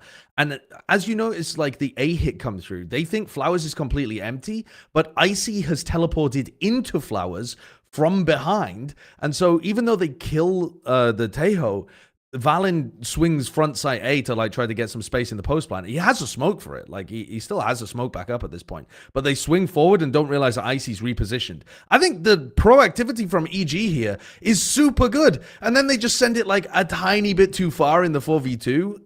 And it all crumbles away because they don't realize how deep Leaf is as well. Yeah, he was so confident that he was playing default. Yeah, Like, it's so confident. But I love the fact that EG were finding those opportunities and trying to take the moments and take the initiative, because I think they had to do that kind of stuff. But then, everyone looks at the dash and they're like, "Well, you've just utterly tossed." But I like the idea of it, of still being bold enough to make the play in such a difficult moment. I think that's a big thing that separates G2 and Sen from pretty much every other team is the micro decisions there. Like, it's not always the macro. Like, the micro decisions, these players in G2 and Sen make them so fast. Like, we make the decisions, but we make them 5 seconds slower. And then right here, like, I can understand why Ye's gone through. His dash is running out. He's feeling it, but it's a 4v2. Just stop. Just Yeah. stop. Just stop. No, it's true. Yeah, it is true. But I also think that like this was a bad round, and it's obviously like the one that sticks in your brain because it's 11-11 as well. It's like the one for them to kind of close it out. But I do think a lot of their ult rounds as well are like a little bit off as well. I think there's loads of ult rounds in this map where it's like if you cleaned these up a little bit, you've won this as well. So They got boomed on the anti-ecos. They lost 2 anti-ecos before this even happened to let the comeback begin. I think it was 2 rounds prior, so it was probably like round 19, round 17, something like that. 17 and 21. 17 and 21. But 17, they actually played right. Like, the 2 A players, they stayed in the A main smoke, and they went to take a fight together. The problem was, this guy goes to kill the guy A main, the other guy goes to kill the different out. If page. they both just go kill the same place, they play this right. And then when they go into round 21... God, that was so bad when they went back. Why did they do that? Yeah, but then in round 21, I feel like they're so scared because this happened, they give up the whole site. yeah, And they play retake. But they actually played this mostly correct. But they knew, like, these players, it's so frustrating as, like, I'm sure you know this, Immi, like, those players know that player A main is fucked. Like, that player's alone, and they're going back into the bulk of the hit. They cleared it out. They knew that player A main was the weak side of the hit, and they decided to back out of A main and fight the majority of the hit. And it's just such a throw. So many of these rounds are just throws. But this is the difference between G2 and Sen. Like, G2 and Sen don't make that play. They go kill the A main guy. They process the information just 5 seconds quicker than the other players right now. It also looks like when I watch, especially when I watch Sentinels as well and G2, it looks like because I know that other teams maybe not as good as this used to always do like first call, we follow the first call. It looks like it's similar to that where it's like EG had one call, then had another call, and then they're like mixed in the middle. Where every time I watch like Sentinels, especially with like their fast floods on split and stuff, they're always on the same page. It's just first call, 100% believe in that call. And I feel like that, like this round that we watched earlier was like a good example of that, where it's like, looked like they called to fight A main, but then someone else said that they're like coming up through art and to fight stairs. So I mean, the fact that there's a knife kill in the middle of this is unbelievable. These rounds are insane, yeah. This round is so exciting, I'm not going to lie. Crazy. It's a ludicrous round. It absolutely is. And G2 required it in order to get back into the game. How do they win in spots like this? Because rounds. even when you're thinking about the mistakes made on the other side, what the fuck? They're requiring like miracles to happen in order to get back into it. It's madness. I mean, what a banger though. I wasn't expecting it to be anywhere near this close. So No. it was awesome. No, I wasn't expecting it. Josh was EG to be there. I took a shot every time Josh said EG plays slow and jinxed them. I blacked out halfway through that one, so I don't even remember. Dude, I was so ready for EG to be coming in and playing this like really slow style that I feel like they had played in the games against Crew and C9, where they're kind of like waiting for their opponent to do something and then playing the punish game quite a lot. And actually, the tempo difference in this match felt really large. They were, like, for example, the rounds that we've seen where they're trying to push out into A main and then they're going back into art and then they're like in chaotic spots, thriving in the chaos, having Ye get kills in the chaos as well. I think that the scrimmy nature of what they were doing in this game felt a bit more like they were off the leash against G2 versus the previous matches, but it looked better to me as well. Also, there's less pressure. If you're playing against G2, these teams have less pressure on them. So you can get a little bit more scrimmy, a little bit more loose. When you're the favorites, that's when you have the pressure on you a lot. But don't you think when they're in the lead on map 3, the pressure's crazy?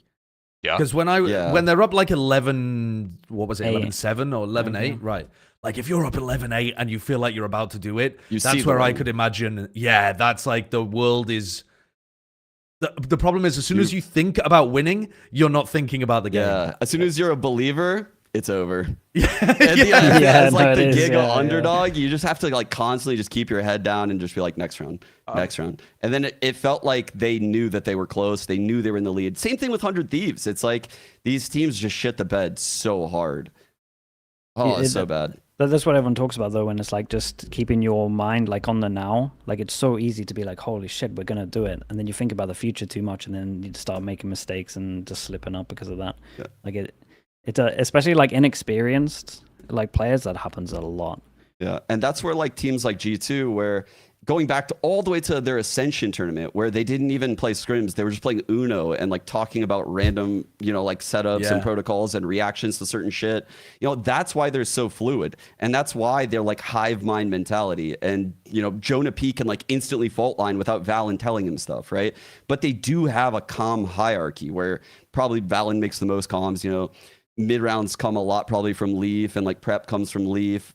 A lot of like second-hand, third ideas like in the match come from Josh, and they have like this flow of ideas coming from everywhere, but everyone knows the goals and how to win around. And if you look even at Jonah's recent tweet like about the assists that he's gotten, he's like, I don't even care about frags, because he's just staring at his mini map ready to like insta fault line people. What makes it so impressive with G2 is like their initiators are actual hard fraggers. Like Jonah P and Trent can actually win rounds with their aim, and a lot of other initiators in the league can't do that. And they have it across their whole roster. So like they have perfect synergy macro-wise, and their players can shoot insanely well. I would say also one of the differences that I see too is that there are some fragging initiator players, but they rely on the fragging or like lean into the fragging rather than using it as last resort. Whereas like Trent is staying alive until the very, very last moment, and he's playing his life so much. But if he's forced to take a fight, he's so good for it. And then if he's in a clutch, he's so good for it. Whereas I think for like Cowanzine, if I'm going to bring up a player, I think he's a great fragger. I think he's really got skill. But I don't think that he plays a picture-perfect like meta way of playing the initiators currently, where you're taking as few risks as possible. I feel like he feels like he has to go out there and whack people. Yeah, and I think the perfect example of that is just that last Ascent map we saw at a Trent. Like, watch it. That round he flanked A main. I don't even remember who was in A main, but he full kitted whoever that was on the flank on defense. Like, there was someone on attack in A main playing post, and he literally droned him, missiled him, and insta-stunned him. And like he just uses his util so well. He won the eco holding A main by ulting A main just on like a feeling, and then just stunning the entrance. He broke up that round, and literally they won a thrifty because of it. Like they all understand these things really, really well. And I'm not saying the other teams don't, but like Immi said, they piece it together immediately. Like there's no hesitation because there's no flowing of information. There's no like, hey, FNS, what should I do? What should I do, FNS? What should I do? What should I do now? No, there's none of that shit. I swear, there's no way, because it would take too long. This is like instantaneous reactions coming out of G2 a lot of the time. Once they qualified to Toronto, it felt like a weight had been lifted off their shoulders as well. You saw what the reaction was like from the players after they'd had three actually really difficult games where they lost to Sen and then barely squeaked through 100 Thieves in EG. I thought the level up there was noticeable just in how less tense they seemed. And I think they played some of their best Valorant in those games after they'd qualled in the game against MIBR and Sentinels. I didn't have them winning the game against Sen. I don't know about... I talked to Slicky earlier, but Sean, Immi, would you have favored Sen or G2 in this match with double map ban coming from the uppers? Oh, I favored G2 big time. Did you? Yeah. 100%. I mean, even if you look at like the head-to-head between the teams, it's exactly like the head-to-head between Sen and 100 Thieves, except it's just a different team. It's G2 and Sen. G2 are Sen's daddies. And Sen, when they beat them in that game, they won on Ascent and Icebox, and they won Ascent with a lot of hard counters. G2 is the most strategic team we have in our region, and there was no way, even on like one day of prep, that they're not going to come into that Ascent game with hard counters for what happened.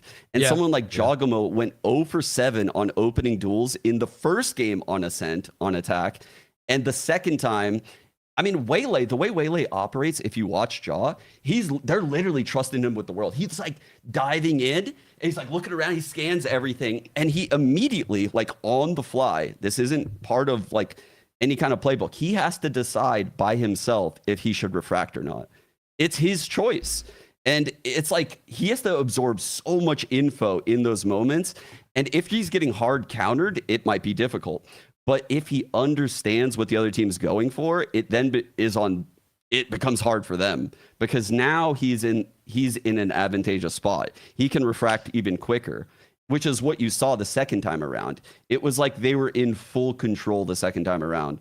And so while I thought in the rematch, Sen would probably have a better attack because they would make the adjustments to G2, I thought G2's attack would be ridiculous on Ascent because of what happened in the first game. Yeah, it was a good change up from them. I felt like when I watched the Haven and the Ascent of the final, it was like really down to the prep diff. Because I was watching like G2 here on attack, where normally they would just send Jogamo just in, essentially, like he goes in and then he kind of refracts, and then other people go through the choke. But some they were actually like using the Teo salvos to like get through chokes, and then he has his like dash for later on. So they weren't actually just like hard committing as much, and they were just like more ready to just pressure over towards mid as well. Both teams kind of struggled and maybe didn't go mid enough. And it was something that was like a big focus on this game for like both of the halves, to be honest, in terms of just middle. So that was really cool. And then to be honest, real quick on, you're gonna go Haven? Yeah, I was gonna go Haven. Yeah, that's what I was gonna say. I was gonna say, like when I was watching the Haven, they just had the best read on attack. Like round 16 is probably the best example, Kat, if you want to pull up round 16 here, where like their whole comp is based on like after plan, right? You got the Astrasuck, you got the Teo missiles. So every single time they were literally just trying to feel out the map, work out where they're going aggro, and then just go where the Cypher is. They know they're playing retake over towards the site, and they could just walk over towards the site and just use what their comp is made for after plan. So you just see them in these rounds. As soon as they hear this aggro, they're just like, well, that's not where the Cypher is, and we can just go over towards here, walk into a site. Like they just heard them go aggro over towards A, and now they're going to walk over towards C. And no joke, they did this like 5 rounds on the buy rounds. Like they just walked into where the Cypher was playing retake the whole time. And their whole comp is the other 3 delay, the Astrans, and the Teo just win after plan. It's so cringe. So hard to play. It's so cringe, and honestly, it works so well. Yeah. I don't know. I low-key think Sen should have won this Haven game, and this was the key difference in the series. I think Sen had a better Haven than G2. Low-key, I thought this was John's worst map of all of playoffs. I thought he missed a lot of initiator util, especially on the opening pistol. He was missing fault lines and stuff all over the place. He ulted Zekken on a round on a retake. Like I thought there was like a lot of like weird things that went against John on this map. And they had the hero plays. They had the 1v3 from Narrate. They had the Zekken ace with the Neon ult on this map. They had everything they needed to win this map, but they lost both pistols, and they had hella fuck-ups on the initiator util. But this was like an anomaly for John. I literally just got done complimenting him about how I thought it was his best initiator performance I have ever seen him play against MIBR. Like, it was amazing to see. Like, his initiator play reminded me of like how dominant his Cypher was in Madrid. It was perfect against MIBR. But in this series, it was like G2 was a step ahead, Sen was a little sleepy, and I don't think John had his best series. I think Sen should have actually went 2-0 up. I think they should have won Split and Haven. I had Sen winning it because I thought they would win Split. Because the first time they played in the upper, I think G2 just stomped B. They just destroyed B. And a big issue was, which I thought Sen would change, is they would tax B main. Like, Bang wasn't taxing B main. He would throw the one way, but he would just sit on site. He wasn't forcing the info. And with this comp, you can have the breach there. You don't need the breach A to get Yoru on the line. You've got the tail. You just have the breach of them. You just tax, util, you keep the info. And I thought that would be their game plan coming into it. But if you watch round 4 of this split game and look at how Sen players, how they should have, and then you compare round 4 to round 16, you'll see how Sen and G2 play the B control and reclearing information completely different. Because so from what I can gather, the main reason that like B main's really important in this comp is just because you can double salvo back of site and then TP towards the back of site, right? So your B hit's incredibly strong. So if you don't have that B control, you're constantly worried about that B hit that is like one of the most prevalent strats like with this comp. So if you have B main, then you can focus over towards heaven. But if you don't have that B, you're kind of always hovering more over towards B, which then means that A is weak, right? Like here, yeah, and like here, like Sen, like they taxed it a little bit. But then they didn't reclaim mid. They gave up mid. They gave up B main for zero reason. They hadn't done anything. And then G2, you'll see, they tax B main and then they go back.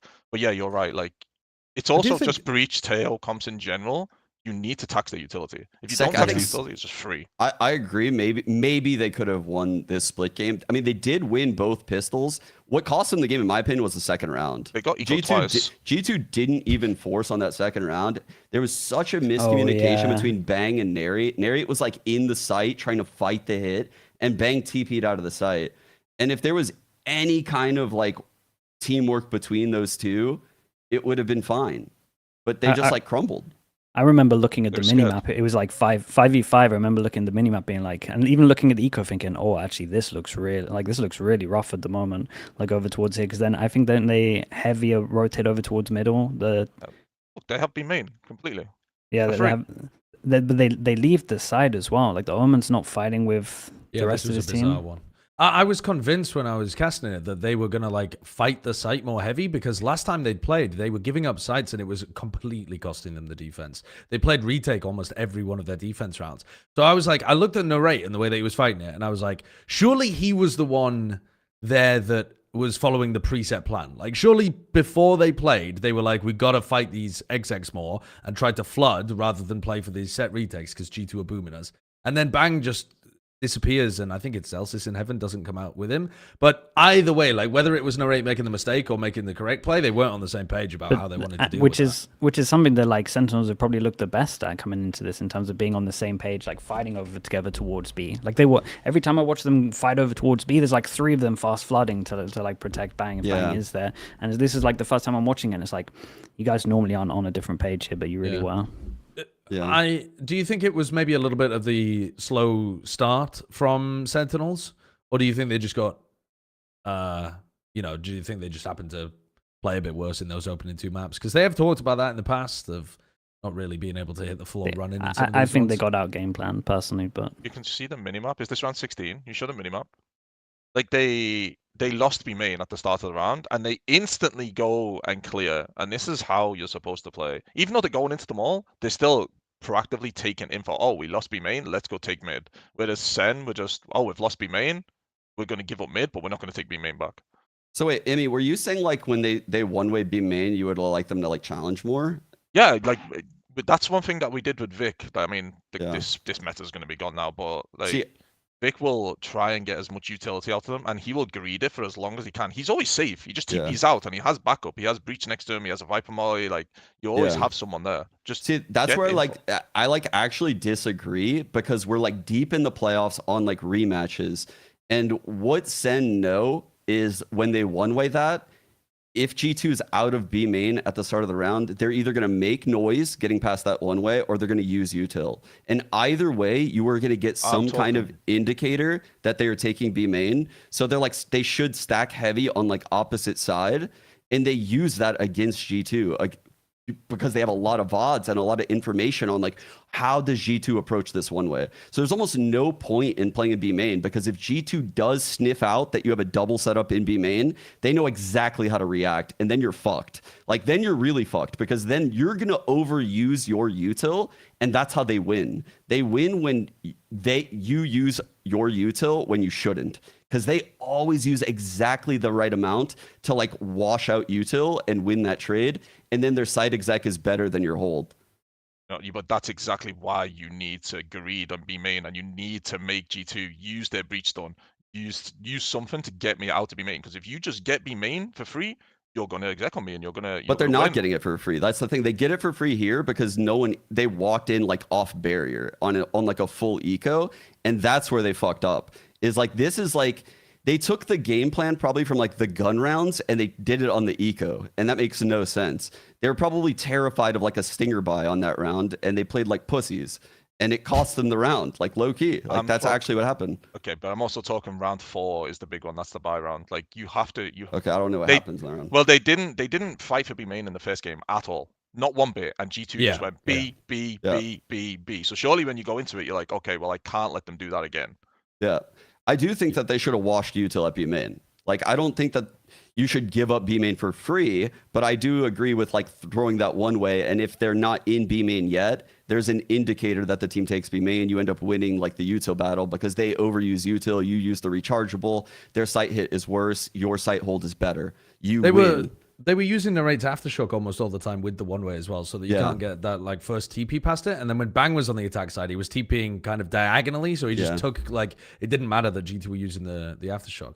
I mean, I don't know. At the end of the day, I do feel like the more the maps went on, the more it did feel like G2 had created a gap over Sentinels in terms of the game plan stuff. What was getting sent through these early rounds on Haven was ridiculous individual stuff that ended up tailing off towards the end. They couldn't find the big hero moments later on. Dude, it's just so hard to beat this team. But this is when we always say that they play the closest to perfect Valorant. That's so hard to beat, especially this Teo meta. They got this shit down. Okay, so are they going to be the favorites to win Toronto? They probably will be, because it's not like you can historically call them just Teo abusers. They were very good at this meta. Were they also incredible at every other meta? Did they also show us how to use like Viper on Haven, shit that like most of us weren't really thinking was that viable anymore? Yeah, like they've been historically very good at doing a lot of new stuff, and they have that extra 2 weeks on everyone. They got a lot of time. 6 weeks. I have G2 as favorites, but I also think Sen. Honestly, maybe I just love Americas, but the meta's going to change, and Sen playing off sites and playing their retakes is going to be good for them again. Right, because you've got less Tejo in, you've got less post plan, and so playing the retake style is going to be a bit more favored. Yeah, I mean, I could absolutely believe that. I also think so fun. I think it really helps. Being able to play defense is fun again. Yeah. I can't wait for Teo to be fucking done. I can't wait for this shit. Like, it's so busted. It's such a stupid agent. They put his ass in the ground, though. Like, good. Killed him. I feel like it would have been nice heading into a global tournament for us to know as viewers roughly like what to expect. Like, I don't like the idea that I'm not saying that they shouldn't have nerfed Teo into the ground, but I would like. Normally, we do these massive meta changes before domestic. Like group stage kind of stuff. We're going to be going in, and you're going to have like G2 are going to be in playoffs. We are going to be first round playoffs. I'm going to have no idea what they're running on any map. That's kind of wild. I mean, that happened at kickoff too, though. That happened at kickoff with Teo. Like, Teo came in for kickoff in the same type of way. So that's just how Riot rolls. Like, but the big difference is everyone knew Teo was a must play going into that. Whereas you now every single meta could be double duelist. Oh, I mean, you literally beat NRG and they thought Teo was shit. So I was gonna say, but they're the outliers. They're the outliers. They're the exception that proves the rule because people blasted them for that. Like almost everybody knew that Teo. Almost everybody. I don't know how they thought that. By the way, that was insane. Even we started playing Teo on less maps, which is a bad move, I think, in hindsight now. Yeah. I mean, he has the best drone in the game, an anchor tool, the insta stun. So like, there's only certain initiators that have an anchor tool. There's like Fade with the C's. There's Teo with this insta stun. Sova's got fucking nothing. Breach obviously has like an aftershock. He could stop a hit. So like, this guy has everything. He's the best drone. He has double missiles that can like clear. Hypothetically, you're playing bind. You could clear hookah with the missiles, then clear sight with the missiles. It's like he's the best. It's ridiculous. It's actually ridiculous. This is why like I'm so confident in G2 still, because it's like part of being a coach, or like part of like being a consistently good team in this game is understanding like this is a little bit broken, or like this is really strong right now, we have to use it, and being one of the first to do it. And if you don't, you do get owned. So the fact that they've historically proven that they're good in multiple metas, they should be good. But again, I would say this is the most open the meta's been. I mean, they got Anders. I got faith. Yeah. No, literally. the meta's super open now. You can literally play any, like, just before Teo came out, like, we were looking at Clove on most maps. And I know TMV will love that one, but we've never lost a map. We've never lost a map where we've played Clove. What maps are you playing it on? Because people have only really played it on Lotus. I mean, I don't think we were looking at it on. I mean, maybe I it's think double the nerf Smooth's is Icebox grand. or something. Yeah, Lotus Icebox, Binds. Fracture. Because we played Fracture. on Fracture. Well, Fracture. we played on Fracture versus NRG. Yeah. You? Yes, and Zeppa went nuclear. I don't even remember that. Why don't I don't remember that at all? He dropped like 30 versus Yeah, it was NRG really in crazy, the kickoff. crazy. Yeah, and then we changed it after that. Ah, right. Yes. Mm. Yeah.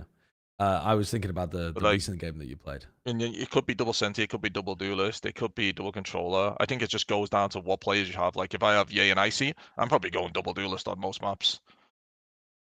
Let's move on to Sentinels though a bit, because I wanna ask you, like, if you seem pretty confident that G2 are going to be fine, right? What about, and Sen, in theory, I think should get better from this rather than worse from this shift. Do you think that this is a team that has a chance of winning the trophy at Toronto? Because they're clearly very good, but it does feel like G2 are a bit of their kryptonite. It seems a bit weird to say when they've gone 1-1 against them most recently, but all time I think they're like 1-5 against them or something like that. They've literally only beaten them once in VCT history. Yeah. So do you think that this is a team that's genuinely going to be trophy hunting here? I think they I could. personally think so. Yeah. Yeah. I think this think is so. like a belief thing as well. Like even though they lost the finals, still like a good belief thing that like they came second. They even like went to the first Masters, so they know they're like consistently good. They could easily look back at this VOD and just be like, oh man, we should have just done this different. If this stun hit, like we win this round. Like I don't think it's a bad loss for them, and I think you can only be confident watching this and being like, all of this shit is so easy to fix. Yeah. And again, they've historically been good at different metas straight from the get-go. Like Kaplan's a legit coach. So yeah, I think they're like one of the favorites. I think America's is stacked, but Yeah. I always say that. I think they do because it's in Toronto, and I have no true evidence of this, but I really feel like that Qbert Academy team buffed the fuck out of this Sen team with practice, and a lot very similar to the EG method in 2023. And I think being able to have a team like that can run comps from the tournament against you is insane for practice. You can run your strats comfortably knowing they will not be leaked. You can do all of that shit. I will just say I don't think they're doing the EG method. I do think they play them though. Yes, they do. They do. Yeah, they do. they I play don't them think quite a they're bit. like, yeah, They're I not don't like think they're mirroring copying the comps. comps. Yes. Yeah. But like Yeah, they CG get were really talking about good copying reps. comps and running drills and stuff, weren't they? Which is Yeah. like, I think, taking it to an additional level. But even if they did, I don't think they would tell you. True. Yeah. Yeah, maybe. And Yeah. I don't know why they wouldn't. So like you would speculate that they would, because if you're in Kaplan shoes, if you're in Rob Moore shoes, and you're in this, you have this team that can't even ascend. Like, why are you paying them all this money? They're insane players that could technically win challengers. Like, and so it would be like the best form of practice possible if you play, like, say you're heading into a G2 game and they play the Waylay comp.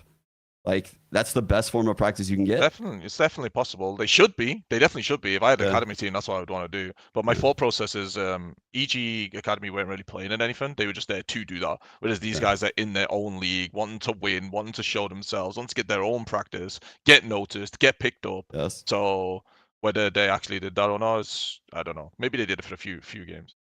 Yeah. Sean, did you have some clips of Sentinels that you wanted to go through? I did, yeah. So I sent Kurt these two clips. This is like kind of tangentially related. It's just like the first one is an eco round against C9. And this is just like a thing in the scene with like the teams killing themselves, the Lothar thing, whatever, blah, blah, blah, blah, blah. But I just want to show how you should do this, right? Look at, well, you can't see Sen right now, Kurt, on the mini map, but they're full stacked B. There's a win condition, right? They're full stacked B. They had a setup. They get the orb. So they're getting all of this value. In the meantime, the other team is using prowlers. They're using shocks. They're using drones. They're using all the shit that costs money. They're getting these slight edges left and right just by not killing themselves in the first 3 seconds of the fucking round. Like, and then fast forward to the finals. Now let's go to the finals. That's the best round that Cloud9 played in playoffs. All right, here's the finals. That's fucked. That is fucked. That is actually fucked. But fast forward to the finals. You look at Sen here. Look at how they mask it now. They put a smoke A main, Neri grabs the orb A main, and they do the same setup. And they win a fucking Thrifty planning the same shit. So this is how you do it. If you want to kill yourself, this is how you fucking do it. Like clip that in the game, of course. In the game. Clip that one. This is a really cool strat though, that they kind of stole this a little bit off K-Corp and RRQ have done something similar where like you have the Yoru bait and then you TP away so that you think that they're just leaving to just get information, but actually they end up having a trap play where like you all just face again. Like it's so sick. You just use the fact that normally if you're going to have a Yoru you would like fight with the flash and then fight whatever, but they TP away. It's actually 4 pass and swing into double flash from Yoru and Vice. It's like dude, when I see these kind of rounds on ecos, man, I'm just like damn, I love this shit. It's so sick. They look amazing on Pearl. They have so many honestly, win they conditions. look so good. They have so many win conditions on that round, and even if you don't go B, they're just gonna give you no orbs, no money, and so like they're gonna win in some kind of way in that round, regardless of what you do. Like they're getting value out of their eco regardless. Whereas I see these other teams just like Teo missile off of barrier, and they don't understand that like the other team's prowlers cost money. The other team's like drones cost money, and that is actually an edge that will carry on later on in the game. I'm just watching this as well, being reminded at how much I enjoy watching Sentinels Pearl. I think it's their best map. I think it's probably, I mean, I'd make the argument that they're best in world at it as well on Pearl. The meta is probably going to shift more on Pearl than it will on any other map. Will it not? Because of how reliant it seems to be on running the Tejo fade. Does that concern anybody heading into Toronto? I think you can just swap the Teo out for what, like a KO or something? Yeah, for the KO. The KO knife is super strong. You get control of A main. You can do everything you can still do with it. You just don't have that OP post plant. Yeah, I mean, you're also missing a drone there duelist. too. Well, teams can play double duelist as well, like we were playing. I think that's still a strong meta. Yeah, the double duelist is still pretty good, yeah.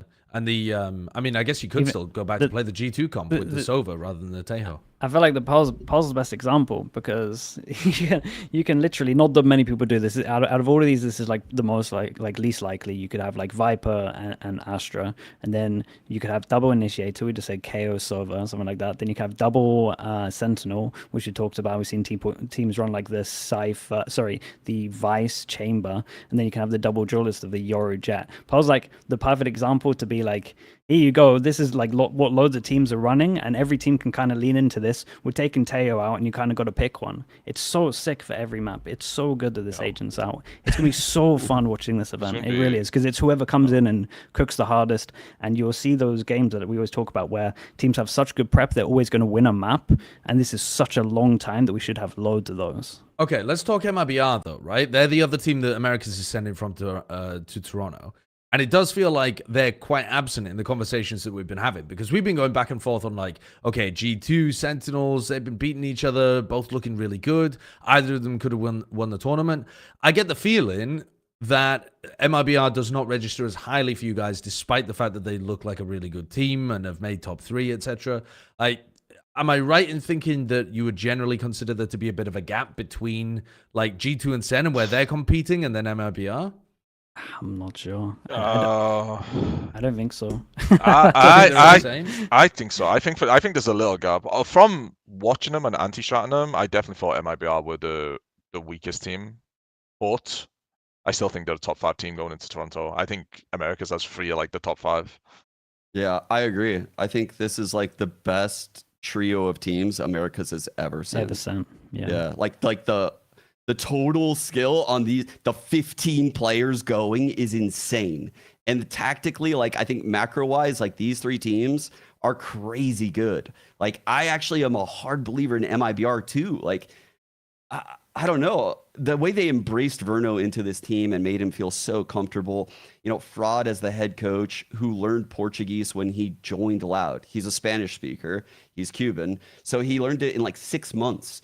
What better person to take Verno in than Fraud, who had to learn Portuguese like on the fly? Like, he is like the perfect bridge as a head coach. And the way all these clips of like Osboss like fixing his headphones, Fraud like opening his fucking ice cream for him and shit. Like they're talking about going on roller coasters, they're playing Minecraft, and I'm like, bro, what is going on? Like it's like euphoric over there on MIBR. I think it's the question is whether the rookies like get a little nervous. That's Sure, like finally yeah. they haven't yet. They haven't yet. They've like They've been ice cold. The best rookies, dude. It's insane. I think when you have a good team atmosphere where everybody's on the same page and they're all enjoying their time together as well, I think you just get good performances. And it's not just from the rookies though, too. Aspas looks way more comfortable on this team than he did on Leviathan. He constantly looked like he was clocking in for a job on Lev. He was like punching his card in and then punching his card out. And now he's like, you can tell that he trusts the team absolutely in terms of how he's entrying for them and playing. And then also just outside of that, you see him vibing so heavily with the rest of the squad in a way that I just didn't think he seemed to with Lev. I agree. And they still went nuts on Lev, by the way. They still went like top 3 at Champs? I think I haven't seen him hard entry this much since like old Loud, like really, because he just has, and I think that's not like a baiting stats thing. That's more of just like full faith in the team being sick. Like he has full faith that he has like 4 really fucking good players behind him. So he's just like, sure, I can just make this space and we win the round. I don't have to do this shit where I have to stay alive to like win these rounds and get to. I can just do this thing where I just run with the neon, make the space, and take the fast duel, and everyone follows me up. And dude, it's sick to see.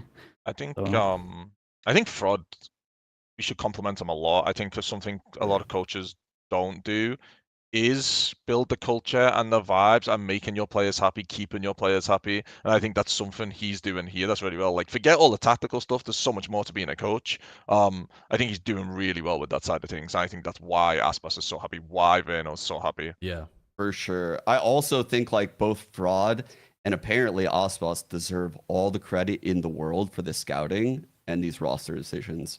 I heard Aspas was like a little bit involved in these picks, and like, man, they picked some bangers. Like these players. Did you know that Sassy was giving him recommendations? Sassy was giving recommendations to Aspas as well, so they were battering about it on stream. Sassy was like, "Oh, do you like the roster that I built for you?"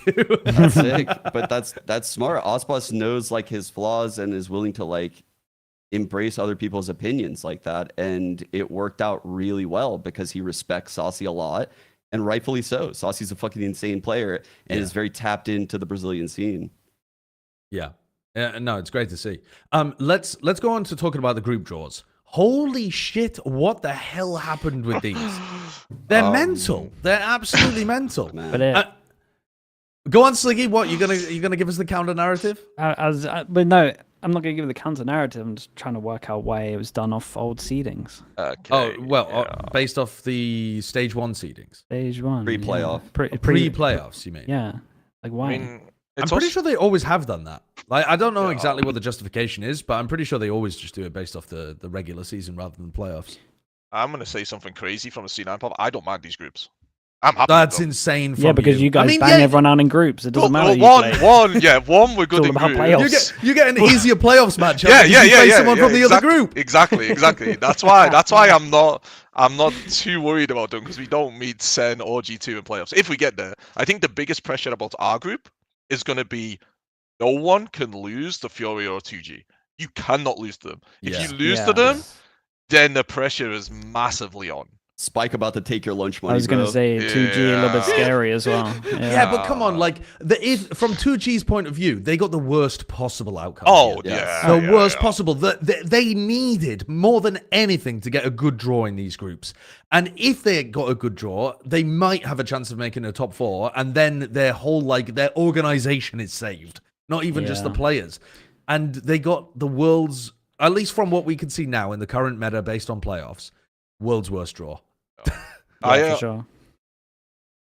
Yeah, I agree. I was just going to go on to the other group and say something I didn't like about the draw in general is now like championship points are so important, and MIBR just get like a free 5 points. It does look like that.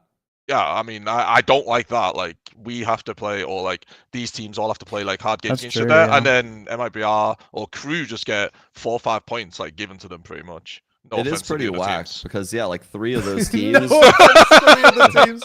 No offense, you are just walking champs points collected. Fucking champ Little points, orbs. it's crazy. Yeah. No, I'm not a fan of the current system, but I'm seeing a lot of people currently being like, why didn't we just use the format from last year? Because you all hated it. that one Because was you shit, all though. fucking hated it. That one was shit. And honestly, this format would have been fine if they had just done seedings of playoffs.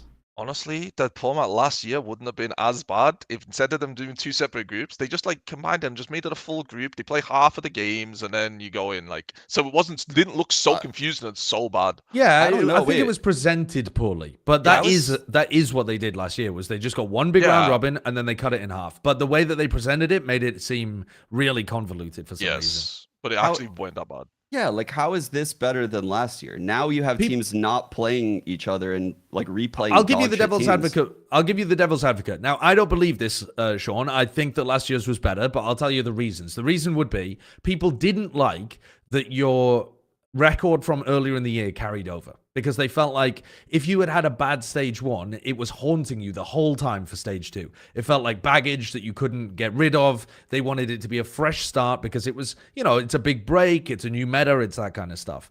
And so you wanted a new run at being able to make playoffs, basically, right? Without a 0-5 record or whatever. Okay. You. And then if you decide to do that, if you want the groups to be kind of cut in the middle, then with the amount of teams that we have, with 12 teams, you're either playing 5 matches at the beginning and 6 matches at the end, or 6 and 5. So they decided then to mix the groups up so that it's 5 matches and then 5 matches. And so it's evenly distributed. And so I think the concern that people had about last year's format led them to just making a worse format by trying to fix last year's. I think last year's format was particularly fucked in Americas because Sen won Madrid. And then 100 Thieves won Split 1 and placed 4th in Split 2 when 3 teams from Split 2 qualify automatically to champs, and they still didn't make it on points. Like, that is crazy. Sen was the team that got the points slot because they won Madrid. And that actually fucked everything up, and it made the format feel dog shit. Well, they changed the champs That points also makes now sense as well. though. It's because the reason why that happened though is because they gave points to the top 3 teams in Split 2 playoffs. Yeah. When those teams are auto qualified and they don't need points, and so 100 Thieves' point fall off for placing 4th was so bad that Sen like tapped them out on points. I think they had even point totals or some shit. Or It like was maybe, literally like, 1 point, 1 point to more be able to make it to champs. Yeah. But you say they don't need points, but they did, no? Didn't Sen need points to get there? no, they didn't place top 3 They Split didn't 2. top 3? Yeah, they No. didn't even get them. But I think they should get points from winning Masters though. I do agree. No, I Well, agree. now That's they why get the both, whole, though. The whole Now they get format both. was fucked because Sen won Madrid and 100 Thieves won Split 1, and like only one of them could have made champs. And it was like, it's a weird scenario where it's like, how do you win Split 1, place 4th Split 2, 3 teams go to champs from Split 2, and that team that did that doesn't go to champs? It's like a weird feeling that leaves like a bitter taste in your mouth. It's a rare scenario because Sen won Madrid and It got is the really extra rare. points. Yeah. That's why it happened. Sen got the extra points from Madrid. No matter how you balance the points, though, you are making like implicit decisions about what you're valuing over other things. Like, I think other people might argue that having a team win Madrid and then not turn up at champs would have left a sour taste, like more of a sour taste in the mouth. Yeah. But I think it's kind of, I'd rather focus on the reality rather than the format for where we are currently. But I did just want to dig, because we have Immi on the show, I wanted to ask you, like, what the hell is going on with your team in terms of group stage versus playoffs? And Damn, dude, how long we got? Jesus. no, I just mean from a perspective of like, we constantly talk about your team, but we don't hear from the team. Do you know what I mean? So do you look at these kind of games and you're already thinking about playoffs rather than groups? Because it kind of feels like your team is good enough to yes, to but I have a think bit more of a long-term perspective as a coach. yeah, no. It's a good little title. Yeah, we're looking at playoffs, but you still got to deal with groups. But I think it's my job to look at everything, right? I've got to look Right. at who we're going to play, who we might play if we go through, where we're going to finish. But I think our problem just stems deeper to everything. I think the narrative doesn't help. Like you're going in and everyone's like, "Oh, the regular season merchants," and then you get in and you start losing. You're thinking, "Oh fuck, we're regular season merchants. Like, what do we do?" And then there's the pressure. Then there's new kids here. And then it's also the narrative of Sinan kicks people, which isn't true. Everyone who's been kicked, I've had the final say since I've been here, at least. But that's still in your mind, like I'm going to lose my job. So when you start losing, you're like, fuck. But now that we've kept everyone together, I hope that's one part of fixing it. And then the other is like, how do we deal with the pressure? Like diving more into it, sports psychologist, whatever it may be. It might not even be nerves. It could be anything. It could be abundance of things. Yeah. I would like to transition us though onto the next topic. I just thought I'd give you an opportunity to say your piece. But the next topic, I think you'll probably have some input in as well. Because you've just talked about cutting players, and we're going to be going on to some of the roster news that's happened in Americas. See you later, guys. Yeah, it's perfect time for you to be here. Yeah, it is kind of wild, actually. So LEVIATAN have announced that they, or is it an announcement, actually? Is it an official thing, or is it a, I never can remember. I think it was official, right? Yeah, I think it is official, yes. With So both you of guys these, tell me what it is, I'll let you know. So LEVIATAN benched one, then talked about it on stream as well, with talking about like the way in which he got cut, and then Rossy also has been benched for LEVIATAN too. So they've got two different players that are going to be at least making changes heading into stage 2. Can I start with Demon1 before we go on to Rossy real quick? I just want to say, I find it very hard to believe that someone doesn't know that the kick is coming. I find it, I've been in teams where I'm like, I'm getting kicked. Like, I feel like it's very hard that he just walked in one day and they went, yeah, so you're not good enough and you're gone. Like, I just feel like you know when you're getting kicked. Valid. Definitely valid. I feel like everyone here, as coaches, players, like, you know it's coming. You know from the vibes, yeah. Yeah. The vibes on Lev, I mean, am I speculating and talking out of my ass? Yes, I am. The vibes felt like they were like trying too hard to get along is what is the vibe that I got from this squad. It felt like a really unusual bunch of personalities that wouldn't naturally have worked, and they were overcompensating to try to fit the personalities together on a team that actually functioned with each other. Some of the interactions between the teammates did not seem like, you know, like MIBR, everything's smooth sailing, everyone's on board. They felt awkward at times. Sure, I think that's fair. I think, dude, also when, just from the outside perspective, when you're looking at game by game, week by week, being like, wasn't IGLing, new IGL for this week, like, guess who's IGLing this week? Like, dude, teams are fucking cooked, trust me. When that starts happening, teams are fucking cooked. Yeah. Like, it's not good. I think Rossy's actually a really good player. But something that was very telling was when we beat them, he just came out and threw whoever was IGLing, just got through under the bus, bro. Like, Yeah, he just went, Yeah. not me, wasn't me. And it's like, that is like, you can't really do that. That let me know that the atmosphere in the team can't be that good, right? Yeah, like when players do that, it's because they're trying to prove to the community that they're worth this spot, and they're like protecting their position on the team. Like, I agree. I think Rossy's fucking incredible. Like, I've been watching this guy for a long time. His util is really fucking good. His comms are good. Clearly, he's like a very outspoken personality. I don't know what he's like on the inside of teams. Immi, you know better than me. But here, he's definitely in the wrong there. 100%. I agree. I don't want to go into what Rossy was like on our team. I've spoke about it enough, but I will say he is a really, really good player. And when he's on, he's on. Like, he's microing. He's got reads. Sometimes he'll make a gamble. Like when he tried out for us, the biggest reason we picked him, one, I pick players up early because you don't get the true face. In tryouts, you don't get the true face. You go into the job interview, hey, you're lying out your ass. Like, you're trying to get that job.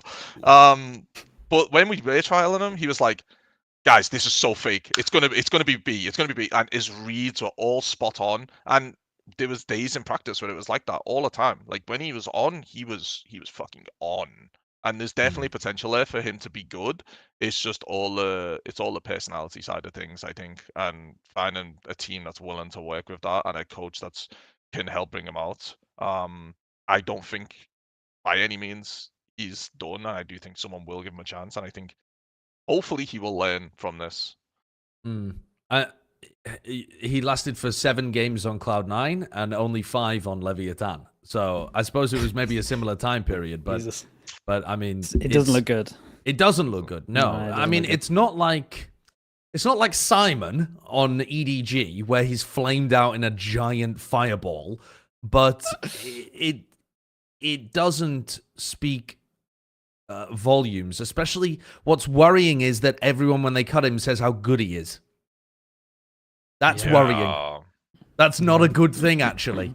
It's really like if you're putting up finesse numbers and getting sliced, then fair enough. Like, he's a great guy, but like he's just not hitting the shots, you know. But yeah. But going on to so kind of moving into the other one as well. So Rossy did that tweet, obviously, where he's like calling out the IGL of whoever was IGLing. But then when Demon1 got kicked, Chet kind of did the same. Did you see the Chet tweet? Yeah, it's crazy. Damn, dude, you also, can't be doing this. Who was blaming it to Putter? Did he just? He Is he just fighting strawmen? Yeah, it must have been just like random people on Twitter. On Reddit and VLR, and he's looking through, and people blame bot. You can't be doing this on like. It goes back to the Rossy thing as well. Like as soon as you're trying to throw other people from your team under the bus, like it kind of shows that like you're not a good teammate. People aren't gonna want to work with you. There's a lot of shit that goes down behind the scenes in teams that even if like you don't like a player, you're not gonna go and like say this stuff. So I don't think he should be doing this. I think this is pretty bad from him. I think low-key Angel's take on this put him on blast. Was correct. I think Angel's take, because I agree with what Sliggy said. I've been on so many teams. I've been in like all these roles. There's so many people that are bad actors in this space, but like you leave that shit behind this. You keep moving forward. Like you can't do this. It's such a small industry. Like there's no point for that tweet, you know, like just DM him or something. Like, I don't know. Like, clearly Chet's holding a lot of resentment towards like that time frame on NRG. And I low-key feel bad for him because, you know, like it's probably eating him away. And I get it. Like, it's not his fault that the players are sleeping through practice. I've heard this happen a million times. I could tell it happened. I could tell you like a dozen goats in Valorant that have slept through scrims. Like I could tell you a dozen. That would blow your mind. But you don't tweet about it. Like it's whatever. Like it'll leak out in other ways. I don't think that's a very good idea by Chet. It's pure like public facing, because when you want to try pick up someone, what you'll do is you'll go message all the people that used to work for them or work with them and be like, how is this person? Like, I'm not gonna, and it's just like a professional thing. You're just trying to do a background check on them. And if there is something like that, you bring it out there and then it just stays between you two and you go, okay, thanks. I won't be trialing this person because of this or whatever. Or like you'll look out for it. This is purely, I mean, it's purely just to kick off on for public and just get other people involved. It's, I don't know, man. It's unnecessary is my view on it, but people like drama, I guess. Let's focus back in on the game, though, and the roster. Do you think the moves were necessary for Leviathan? I thought they were going to squeeze into playoffs over NRG. I was a little bit surprised when they didn't, but not... It felt like a team that didn't work together. This is personality again, for sure. I don't even think it's results-based. I think this is personality issues again. I don't know if it's necessary because I'm not in the team, but that's... From the outside looking at it, I don't think it was. Just switch the roles, put Demon1 on duelist, and you're okay roles-wise. I think whoever did the scouting fucked up the team from the jump. I think the roles never worked out. I think, yeah, it was just always like they were great players, but a bad mix of players. And it was always like they were on the back foot with the Natank thing, into the Demon1, like into, you know, King, not IGL. It's just like one thing after the next, man. Like, they just didn't build the team right, truthfully. Yeah, Yeah, and I think it it's will, I yeah. think at this point as well, you got to like stick with something and just go for it. Whereas they're like changing so much up, like at such last minute, like late stage 1, you're only going to get so far with that as well. Well, you We have don't- to change things now, though, don't you? Because their mean, only yeah, way of now's making a good time champs to is do it. making grand finals of stage 2. They're pretty much cooked when it comes to champs points. They don't have enough to be able to get to champs that way. So you have to win. You have to get to the grand finals of stage. So that means you have to be bold with roster moves. Do you like that, by the way? Top 2 instead of top 3 from stage 2? The best of 5 lowers is going to be like for the slot. It's kind of fire. I like it a lot more. I pretty do sick. like it, but I think it puts these kind of teams in an even more difficult situation where you have to shoot for the stars if you want a chance of being able to make it to champs. So, yeah. Yeah. But I don't think there's been any rumors about who they're going to pick up. But who do they pick up? Oh, There's not that many. You want to talk about it? Yeah, I mean, there's not that many people. out there. I'll leak it right now. Yeah. Okay. Lovely. Yeah, 1,000 subs to my Twitch. Okay, I respect that. Dude, apparently the stream keeps going down. I feel like I owe everyone an apology. This is the t-shirt that I wore in the 6-hour Pacific timeout tech pause, and shit. this the same t-shirt that I wore for the EMEA 4-hour day. So I would just like to apologize to everyone. That's my bad. I don't want to be horny, but take it off. I think you owe me an That's fucked apology. as I'm not gonna well. lie. That's insane. Yeah, that's also fucked. Oh yeah, no, but that's not a cursed t-shirt. You told me to wear the C9 shirt. Yeah, and I came out in half a suit. Yeah, that's true. Yeah, that's true. Let's go on to more juicy news, though. Leviathan, very juicy. But next team, even more juicy. NRG have decided to drop MikesHD. So that's another coach that they've cycled through. And then now there's rumors, reports surfacing around replacing Finesse. And then just as the show went live, sources saying that Scuba has reached a verbal agreement with NRG ahead of VCT America Stage 2. So, I mean, one would assume that that is not to replace Finesse, and it's instead to replace maybe some, but I don't know that for sure. Maybe they could be having Scuba play. Scuba's been playing Senti, I think. Scuba's been He's playing played- Senti. Oh, has he? Senti, Sorry. yeah, All right, yeah. I've been missing that then. So, yeah, presumably it is a one-for-one I mean, replacement then. NRG had 2 options probably after this. So Bonkar tried to kick FNS. FNS kicked Bonkar. NRG was still shit. So then management's gone, okay, Bonkar, you're coming back probably. Either fix your shit with FNS, can't get any fucking worse, you guys can hate each other, or we replace FNS. And you look for the future. I think that's the route they're going to go down. We do like a duel, like 10 steps, turn around. In game, of course, in game. In game. That would so is Bonkar still on contract with NRG then? Because that would make sense if it is Yes, Scuba, right? Because he was yes, on yes. Oxygen with him. Yeah. Yes. Bonkar's just been sat there chilling on the bench, Oh, just okay. earning that passive revenue. Oh yeah. The Nuggets. The Guy nugget was revenue. hey, Yep. that ain't nuggets, bro. Yeah. Nuggets. Yeah, I know, dude. NRG paid so well, bro. It's such bullshit. Like, no, it's actually such a shit narrative that NRG doesn't pay well, by the way. Where does that narrative come from? no. Because The chicken Chet- nugget Chat. salary thing. Okay, but that's Chicken nuggets. Let me But- tell you, they're golden that- nuggets. No, that's crazy. Yeah. That's crazy. NRG are like, as far as I'm aware, one of the highest paying Yes. organizations. Some of those top players- top 3, yeah.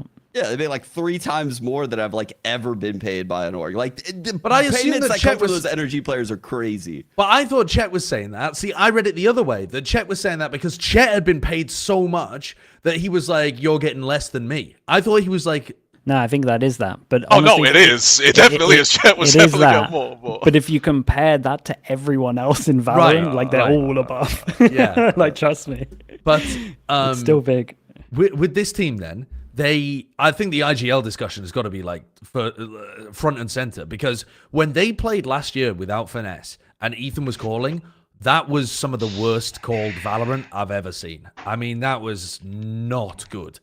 And I guess that doesn't mean that they're going to do it again because when we've heard glimpses from the comms when they've been public, Som does a lot of communication. So if they keep That's true. Som, then I feel like that maybe could fill the difference because he wasn't around.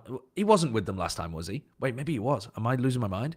No, he wasn't because he was co-streaming, wasn't he? At the I think- beginning of last year with Yeah, Finesse. So Yeah, they wait, both who the were hell there. did they have on smokes last year? I can't even remember.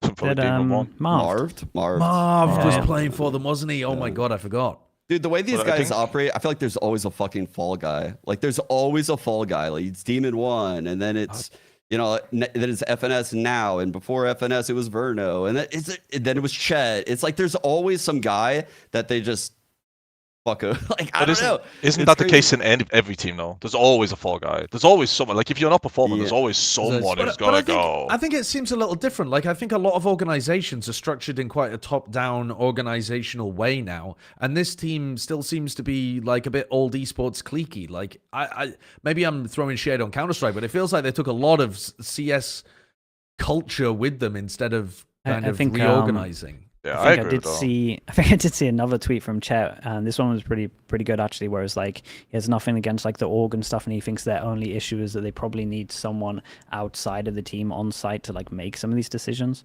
And honestly, from the outside POV, maybe that makes a lot of sense from what we're seeing. Because there's a narrative that NRG are like not a not a good org, I guess, that people kind of bring that up, but it's so different to when people talk about it from like EG's perspective, for example, where the players were in contract jail and like people don't like how the org treated the players, that kind of thing. Whereas I feel like NRG are just like actually writing blank checks and just letting the players go crazy with them. This could be kind of nice though. No, this change. Well, I think Bonkar will bring a lot of game plans, which will help the IGL. Yeah, like dude. he's Yes. very good at game plans. So Bonkar, like the whole Bonkar kicking is kind of crazy because he was for sure the coach that every team had #1 on their list in I mean, terms same of with free Verno. agents. They picked the number Yeah. one like They got the prospect two- and the number one coach, and Yeah. they And cut then them they both. tanked for draft pick for the next Yeah. year. They had #1 draft pick and then they That's tanked so for draft pick American again. of them. Holy shit.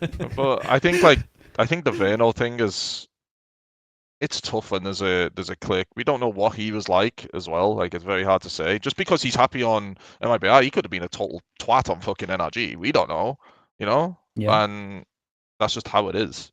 But I would be extremely surprised if NRG put as much effort into integrating him as Fraud and Aspas have on MIBR. Oh no. Oh yeah, don't get me wrong. I don't think that's the case. I think NRG fucked up. He's But trying to I see just that. wanted to cause some chaos. No, I mean it's reasonable. Now, do you really? I don't trust this move because of the IGL Really? situation. That's it. It's just because last year you they remember tried this- it basically, and it was dreadful. Your image, close your eyes. Imagine that Sunset Lotus game. I know exactly. You know what I'm talking about, Sideshow. Yeah, I'm you remember. thinking The Ethan TMV attacks like video? calling on bind as well. 50-minute just TMV video. yeah. But- Like there was some generationally bad stuff, and I think there's only so much a coach can do if the players are either directionless or have the wrong way of interpreting the game plan once they get into the game. And maybe that'll improve massively. Maybe it was something specifically about not having the right people around Ethan last year. And I'm just speculating that he even becomes the IGL. Maybe it's Som. I don't know. I worked with Ethan a long time ago in CS, and he's got a very good voice. He's got a very good read for the game, and I definitely think there's potential to IGL. Just because he messed up once, we don't even know whether he messed up really yet. Okay, to call him bad, we don't know what the inside is. We don't know what the game plan is. Nothing. Maybe this time it's good, but I would definitely rather have this. No offense, to FNS. He's pretty much a legend of the game. He was very, very good once upon a time, but the age has got to him, and I would rather have this than what we had. Like I would never get in the server and start trying to shoot my gun again, you know? Damn, dude. God damn, bro. Actually, Holy back to- fuck. Stay out of the rank servers and everything. Holy shit. I think That's crazy. I think also like I don't know. I think when you come back, you have to hit the ground running, and when you don't have a good read on the meta, like you're kind of done for. And I think that really hurt them. They were always playing catch up. But they were actually coming back. As much stick as I give FNS, but he deserves it for the stuff that he said about C9 all the time. But it's just banter at this point. I see him all the time. But they were coming back near the end. They weren't looking too bad. They were playing catch up though from kickoff. Yeah. Before him. Which is mad though, because they were ahead of the game, I think, in the off season in terms of their integration of quite a lot of stuff. Like Immi, Light you would stuff was know. good. You would know, Immi, behind the scenes. What did they feel like in prac from like off season to like kickoff? Did they? Well, you played them in kickoff, so maybe you didn't scrim them around that time. We didn't screw them in kickoff, but we knew.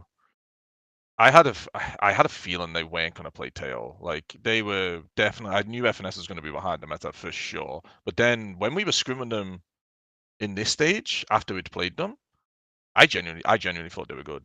But they're also one That's of what I heard, those yeah. teams. They're also one of those teams. Like there's teams who take things from others when you scrim them. So they were one of them for sure. Yeah, it's honestly doing well in the off season kind of hurt them a little bit. I did a video on this when Teo first came out, and it was like, if you're a top team at the moment, you kind of hate the Teo thing because everything's going so well for you, but the agent's so busted that you have to pick it. But at the same time, you're taking like what you believe is a risk at the moment because you haven't seen that much of Teo. So then all these other teams like have nothing to lose, so they're going to embrace it. And then if you don't embrace it, and it turns out to be like the next chamber, then you're fucked. That's essentially just what happens. I'm convinced the off season means absolutely nothing unless you have a whole new team. Because when we went to Korea, wow, we were unbelievable. We didn't lose a single scrim. Oxy was averaging 37 kills a scrim. Like, and then we came here, teams are playing retake versus. Like, wow, we've never been in a post plan 5v5. What do we do? And we were just awful. I mean, yeah, this offseason had the most teams that did well in the offseason failed, and the most failed teams in the offseason did well. It was the least useful offseason in terms of tracking results in the actual season that we've ever had. It was mad how many teams were just a 180 of what we actually saw. Yeah. I do want to just quickly, though, since we're probably not going to be talking about FNS too much in the future, because it's likely that he's going to be going full-time co-streaming, you would imagine. And why wouldn't you? Because the guy's pulling in ridiculous viewership and he's extremely popular and has this legacy behind him. I just wanted to discuss like Finesse's career slightly. He obviously an incredible IGL of the early days of Valorant, like 2022 especially, but I suppose you could say late 2021 as well, because they looked really good at like Berlin, for example, too. What do you think he's going to get remembered for the most? Because he's definitely going to get remembered, but he's an unusual player. Right, he's an unusual player because I feel like so much of what's been part of like the stuff that people remember are the memes. And I think being a co-streamer means that people are going to take the piss out of you. You tend to have an antagonistic relationship with the chat. Do you think it'll eventually get to the point where Finesse is remembered more as a joke than he is as a GOAT? I mean, even though he actually was incredible. It depends players' perspective or fans' perspective. Fans' perspective, he's going to get remembered for the funny bad stuff, but all his peers are going to remember how good he was. Yeah.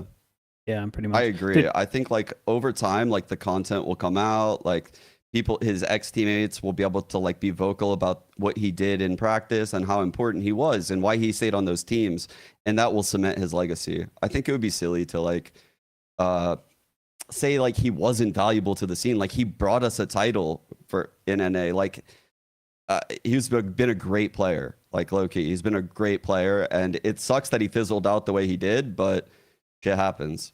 Go back to the early days. Carry on. I was gonna say I respect the attempt for coming back though, to like have the belief to go do it and like, to try and prove it. Like this is why I was talking about the Wyatt's yearly award last year. I was like, dude, I think it's bold as fuck to do this, and I respect going for it. If you have the belief. I would have never done that. Bro, he had like 40k concurrence on his co-stream. Yeah. That's fucking it's insane. It's insane. I mean, that shows you that he is a competitor. Yes. Like, he wants to compete and he wants to win. And I got to be honest with you. Like, I really hope Som has a similar drive because, again, Som's one of those players where he could just retire and basically do the same thing as Finesse and be farming money on Twitch. But I feel like whereas Finesse doesn't actually have more to give right now, Som absolutely does. Som could be the best player in the world. Som is like he could be 40 going on 23. Like he's 22 what currently. What the hell does that mean? Bro, Som is like way older than his age. You know what I'm talking about, Immi. Yeah. This guy's 22 right now. Like he could be insane for so many years to come. Yeah. Like he is an incredible player. And it was so evident with the listen-ins in the offseason. Like how he was controlling the team in the mid-round, his impact when you watch the games, like he can flex around some of these roles. A couple of years ago, I thought he was the best controller in Americas because he played all of the controllers throughout the season. But this last year, obviously, because the team, was rough, you didn't really get to see that. I mean, you still got to see individuals. No, I think he still is. Yeah, I can't think of anyone who's better than him. Maybe Vic. I mean, Bang, maybe. I feel like Bang's been very good. Yeah, Vic, just throwing Vic in there. I mean, Vic was farming. Vic was unreal in regular season. Playing really well. We don't count. We don't talk about playoffs. No, we don't count playoffs. Do you think that Finesse, where would you put him in a list of all-time IGL, like greatest of all-time IGLs, but you have to take right from the beginning of the game, so like 2020 up to 2025, where we're currently at? Do you have people above him? He's a top 5. But I think top 5. He's top 3. Yo, it's like- he might even be like top an 1 enemy. for me. I think you have to put Boaster up there, but gone. Do you what I mean? Obviously, like his run lasted longer, but the early stages of the game were Shaz, and Shaz kind of ended up leaving the game too. But he won events, like Yeah, no coach as well. yeah, a very similar vibe. But he didn't last anywhere near as long, I think. I think No. that's where you have to kind of factor into it as well, because you have to put the 5 years Longevity. together, and if you have to do Yes. longevity, and this does take him down from a top 3 to a top 5, in my opinion. But he Because I still think went for it, and he still is a top 5, because I again, he love has that he some of went the, he for says, it, man. yeah, same dude. Like, what does that matter? Like, people think you're maybe 2 less than a top. Boaster's a top- shout. But I think Boaster's a shout, and I also think that I just pulled up the VLR. I'm looking. I'm like, yeah, you might be right actually. dude, Boaster's Boaster's definitely a crazy. I shout. feel like Boaster's got to be number 1. I'm thinking about names like Sadak, obviously, Mhm. who was a contemporary of Finesse, who also I think is actually not calling as well as he previously was at the moment, but is, I mean, Is probably that the top 3? doing a bit better. And then there's also Valen, who has He actually is been that. calling for a damn long time now, too. When did he really break out? 2022? Guards 2022 is when they went. So, Second but then he Reykjavik, played a year in tier 2. Give so I Valen, don't know whether really- give him another year. Dude, You can Yeah. start thinking of some of the others as well. Like Munchkin's got to be up there. John's definitely going up there as well. Like there's a lot. Angel. sure. I don't know if you. I don't know I if mean, you have Angel Angel's- above. But dude, Angel does good Finesse, stuff but- as well. Yeah, Yeah, he does. Yeah, he they're still a very goes well. close one, and you would probably argue that Angel's been more consistent than FNS. So you probably, if you actually did it, you probably would have to say Angel's above. Oh no, I think So- I think I'm going. No, I agree. Finesse. I personally would put there, but if you're looking at like just actual consistency and staying like competitive for a longer amount of time, like Angel is there.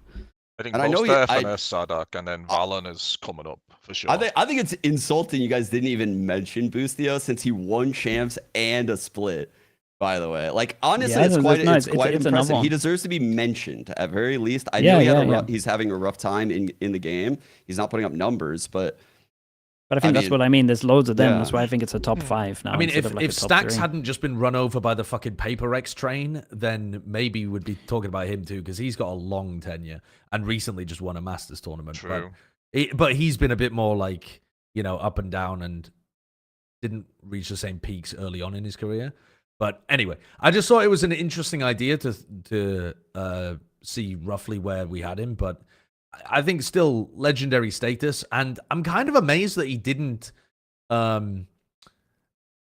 tank the way that people think about him with these last couple of years of his team not performing that well. Like he's still an extremely respected figure within the scene for what he has to say, even though the last couple of years he hasn't quite had his, like, you know, biggest successes or had successes in the last couple of years. But I think that's credit to how incredible he has been in the years prior to that and built up just such a bank of reputation. Yeah. I think that's going to end it here for us today. We can go on to our most important segment that we have every week. It's Wyatt's Weekly Award.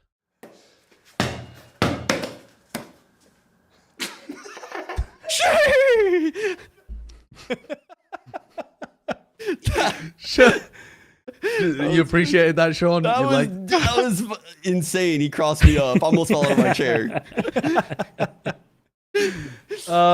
Okay, what the heck are we doing with the Wyatt's Weekly Award? After that nice little segment, I'm considering just tossing it to Finesse, but I feel like he's maybe got enough going on. Has anyone got a nice? Oh well, you're just gonna say someone from Paper X, Sliggy, so I don't. Well, even yeah, wanna obviously ask the you, coaching to be staff of honest with Paper you. X. The coaching staff of Paper X. You Hmm? mean the one coach that they've had for the No, last? if you 9 listen years? to an interview of Alex recently, I know you wouldn't because you hate the team. If you listen to an interview, he says they've got another coach helping them out and a mentor coach as well. Oh, Can I vote Josh RT? I mean, he's so humble. He brought in an extra That's- coach. Yeah, The Gaiman. culture he's built in that team, the run through lowers, the work he put in. You could see how tired he was. You could see like it was getting to him. He was getting frustrated easier because of how tired he was. and he kept his team in it. You see how the team interacts with each other on Twitter. They're glazing each other. It's like, it's almost uncomfortable how positive they are towards each other. Like, but fuck, I feel like Josh deserves a lot of credit for that. What about Josh and Valen together? The brain duo. Okay. The brain trust. I love Valen did a lot, like he said in his interviews. He came back from, like, he was getting told he was selfish and came back through these tight games, came all the way back up. I think he deserves a shout as well. Yeah, I agree. Okay, well then that's a good way of ending it. It's Josh RT and Valen taking Wyatt's weekly award for the for the survival tour that turned into a bit of domination towards the end, and now G2 are in an incredible position where, I mean, they've got to be one of our favorites. Looking forward to Masters Toronto. How many weeks do we have before Masters Toronto? How many more episodes have we got before it kicks off? 4, right? It's like a month from now. Yeah, it starts on the 7th. Crazy, man. What a break. It's bonkers. Yeah. Sure, there's going to be some Valorant in between. Yeah, we've got four episodes then before then, so we can talk all that kind of stuff, including the loud discussion for next week as well. Thank you for joining us, Sean, Sliggy, Immi. Thanks for providing your brains and your opinions for today. Appreciate it. Yeah. And we'll see you, I mean, maybe in the next couple of weeks while we're desperately mining the content. Yeah, I was going to say, hopefully we don't see Immi this point for this after playoffs. Yeah, you have to go back. See you next playoffs, guys. Yeah. After next playoffs, when you lift the trophy, that's what you mean. Yeah. You have to work on it not being a self-fulfilling prophecy, Immi. You just have to have relentless positivity. Oh, no. Well, I mean, there's a C9 documentary out I recommend people go watch, but we will win. I actually have that on my watch list. Everyone says that's hella good. We got to do the report card as well, right? Yeah, people are clamoring for it. So sorry, yeah. Let's we had given their B. Yeah, they had a China match of the week though. Oh, did they? Yeah. Okay, the China match of the week. Oh, they went for EDG. Yeah, they were wrong. 70% of you believed that EDG would make it to Toronto, and you were wrong. You guys keep out here making your little VLR post, Reddit post. You lot of shit. Look at you. God damn! I like that from you. Anything to flame these. Take the fight to them. Take the fight to the community. That's crazy. Sliggy is the one gorilla that's about to kill 100 VLR forum users. 2 and 2, you get a D+. That's not even a pass. That's Sage vomiting? Is that? That's why it's the C9 playoffs. Damn, dude. Can we bump them up, though? I was literally going to give runner-up of Wyatt Weekly to the community for the drama from the Frost Termy thing. Honestly, they deserve... I would bump them up from D+ to a C-. They did not handle themselves well in that drama. They made it so juicy. I loved it. The community baselessly speculating. I would give them a passing Sean's all there grade. for it. I'm here for that shit. Sean just shit stirring, just fucking stirring the pot. Community's great as long as I'm not involved. If I'm involved, fuck you guys. Yeah, true. As long as you get to watch from a distance. All right, that does it for us this week. Well, I don't know. If you listen to Achilles, you should go and be kind to each other and not instigate drama. If you listen to Sean, stir the fucking pot. So we'll see which one they prefer to listen to. I have a feeling it might be Seangares. So subscribe to the channel, and we'll see you next time for episode 217. Peace.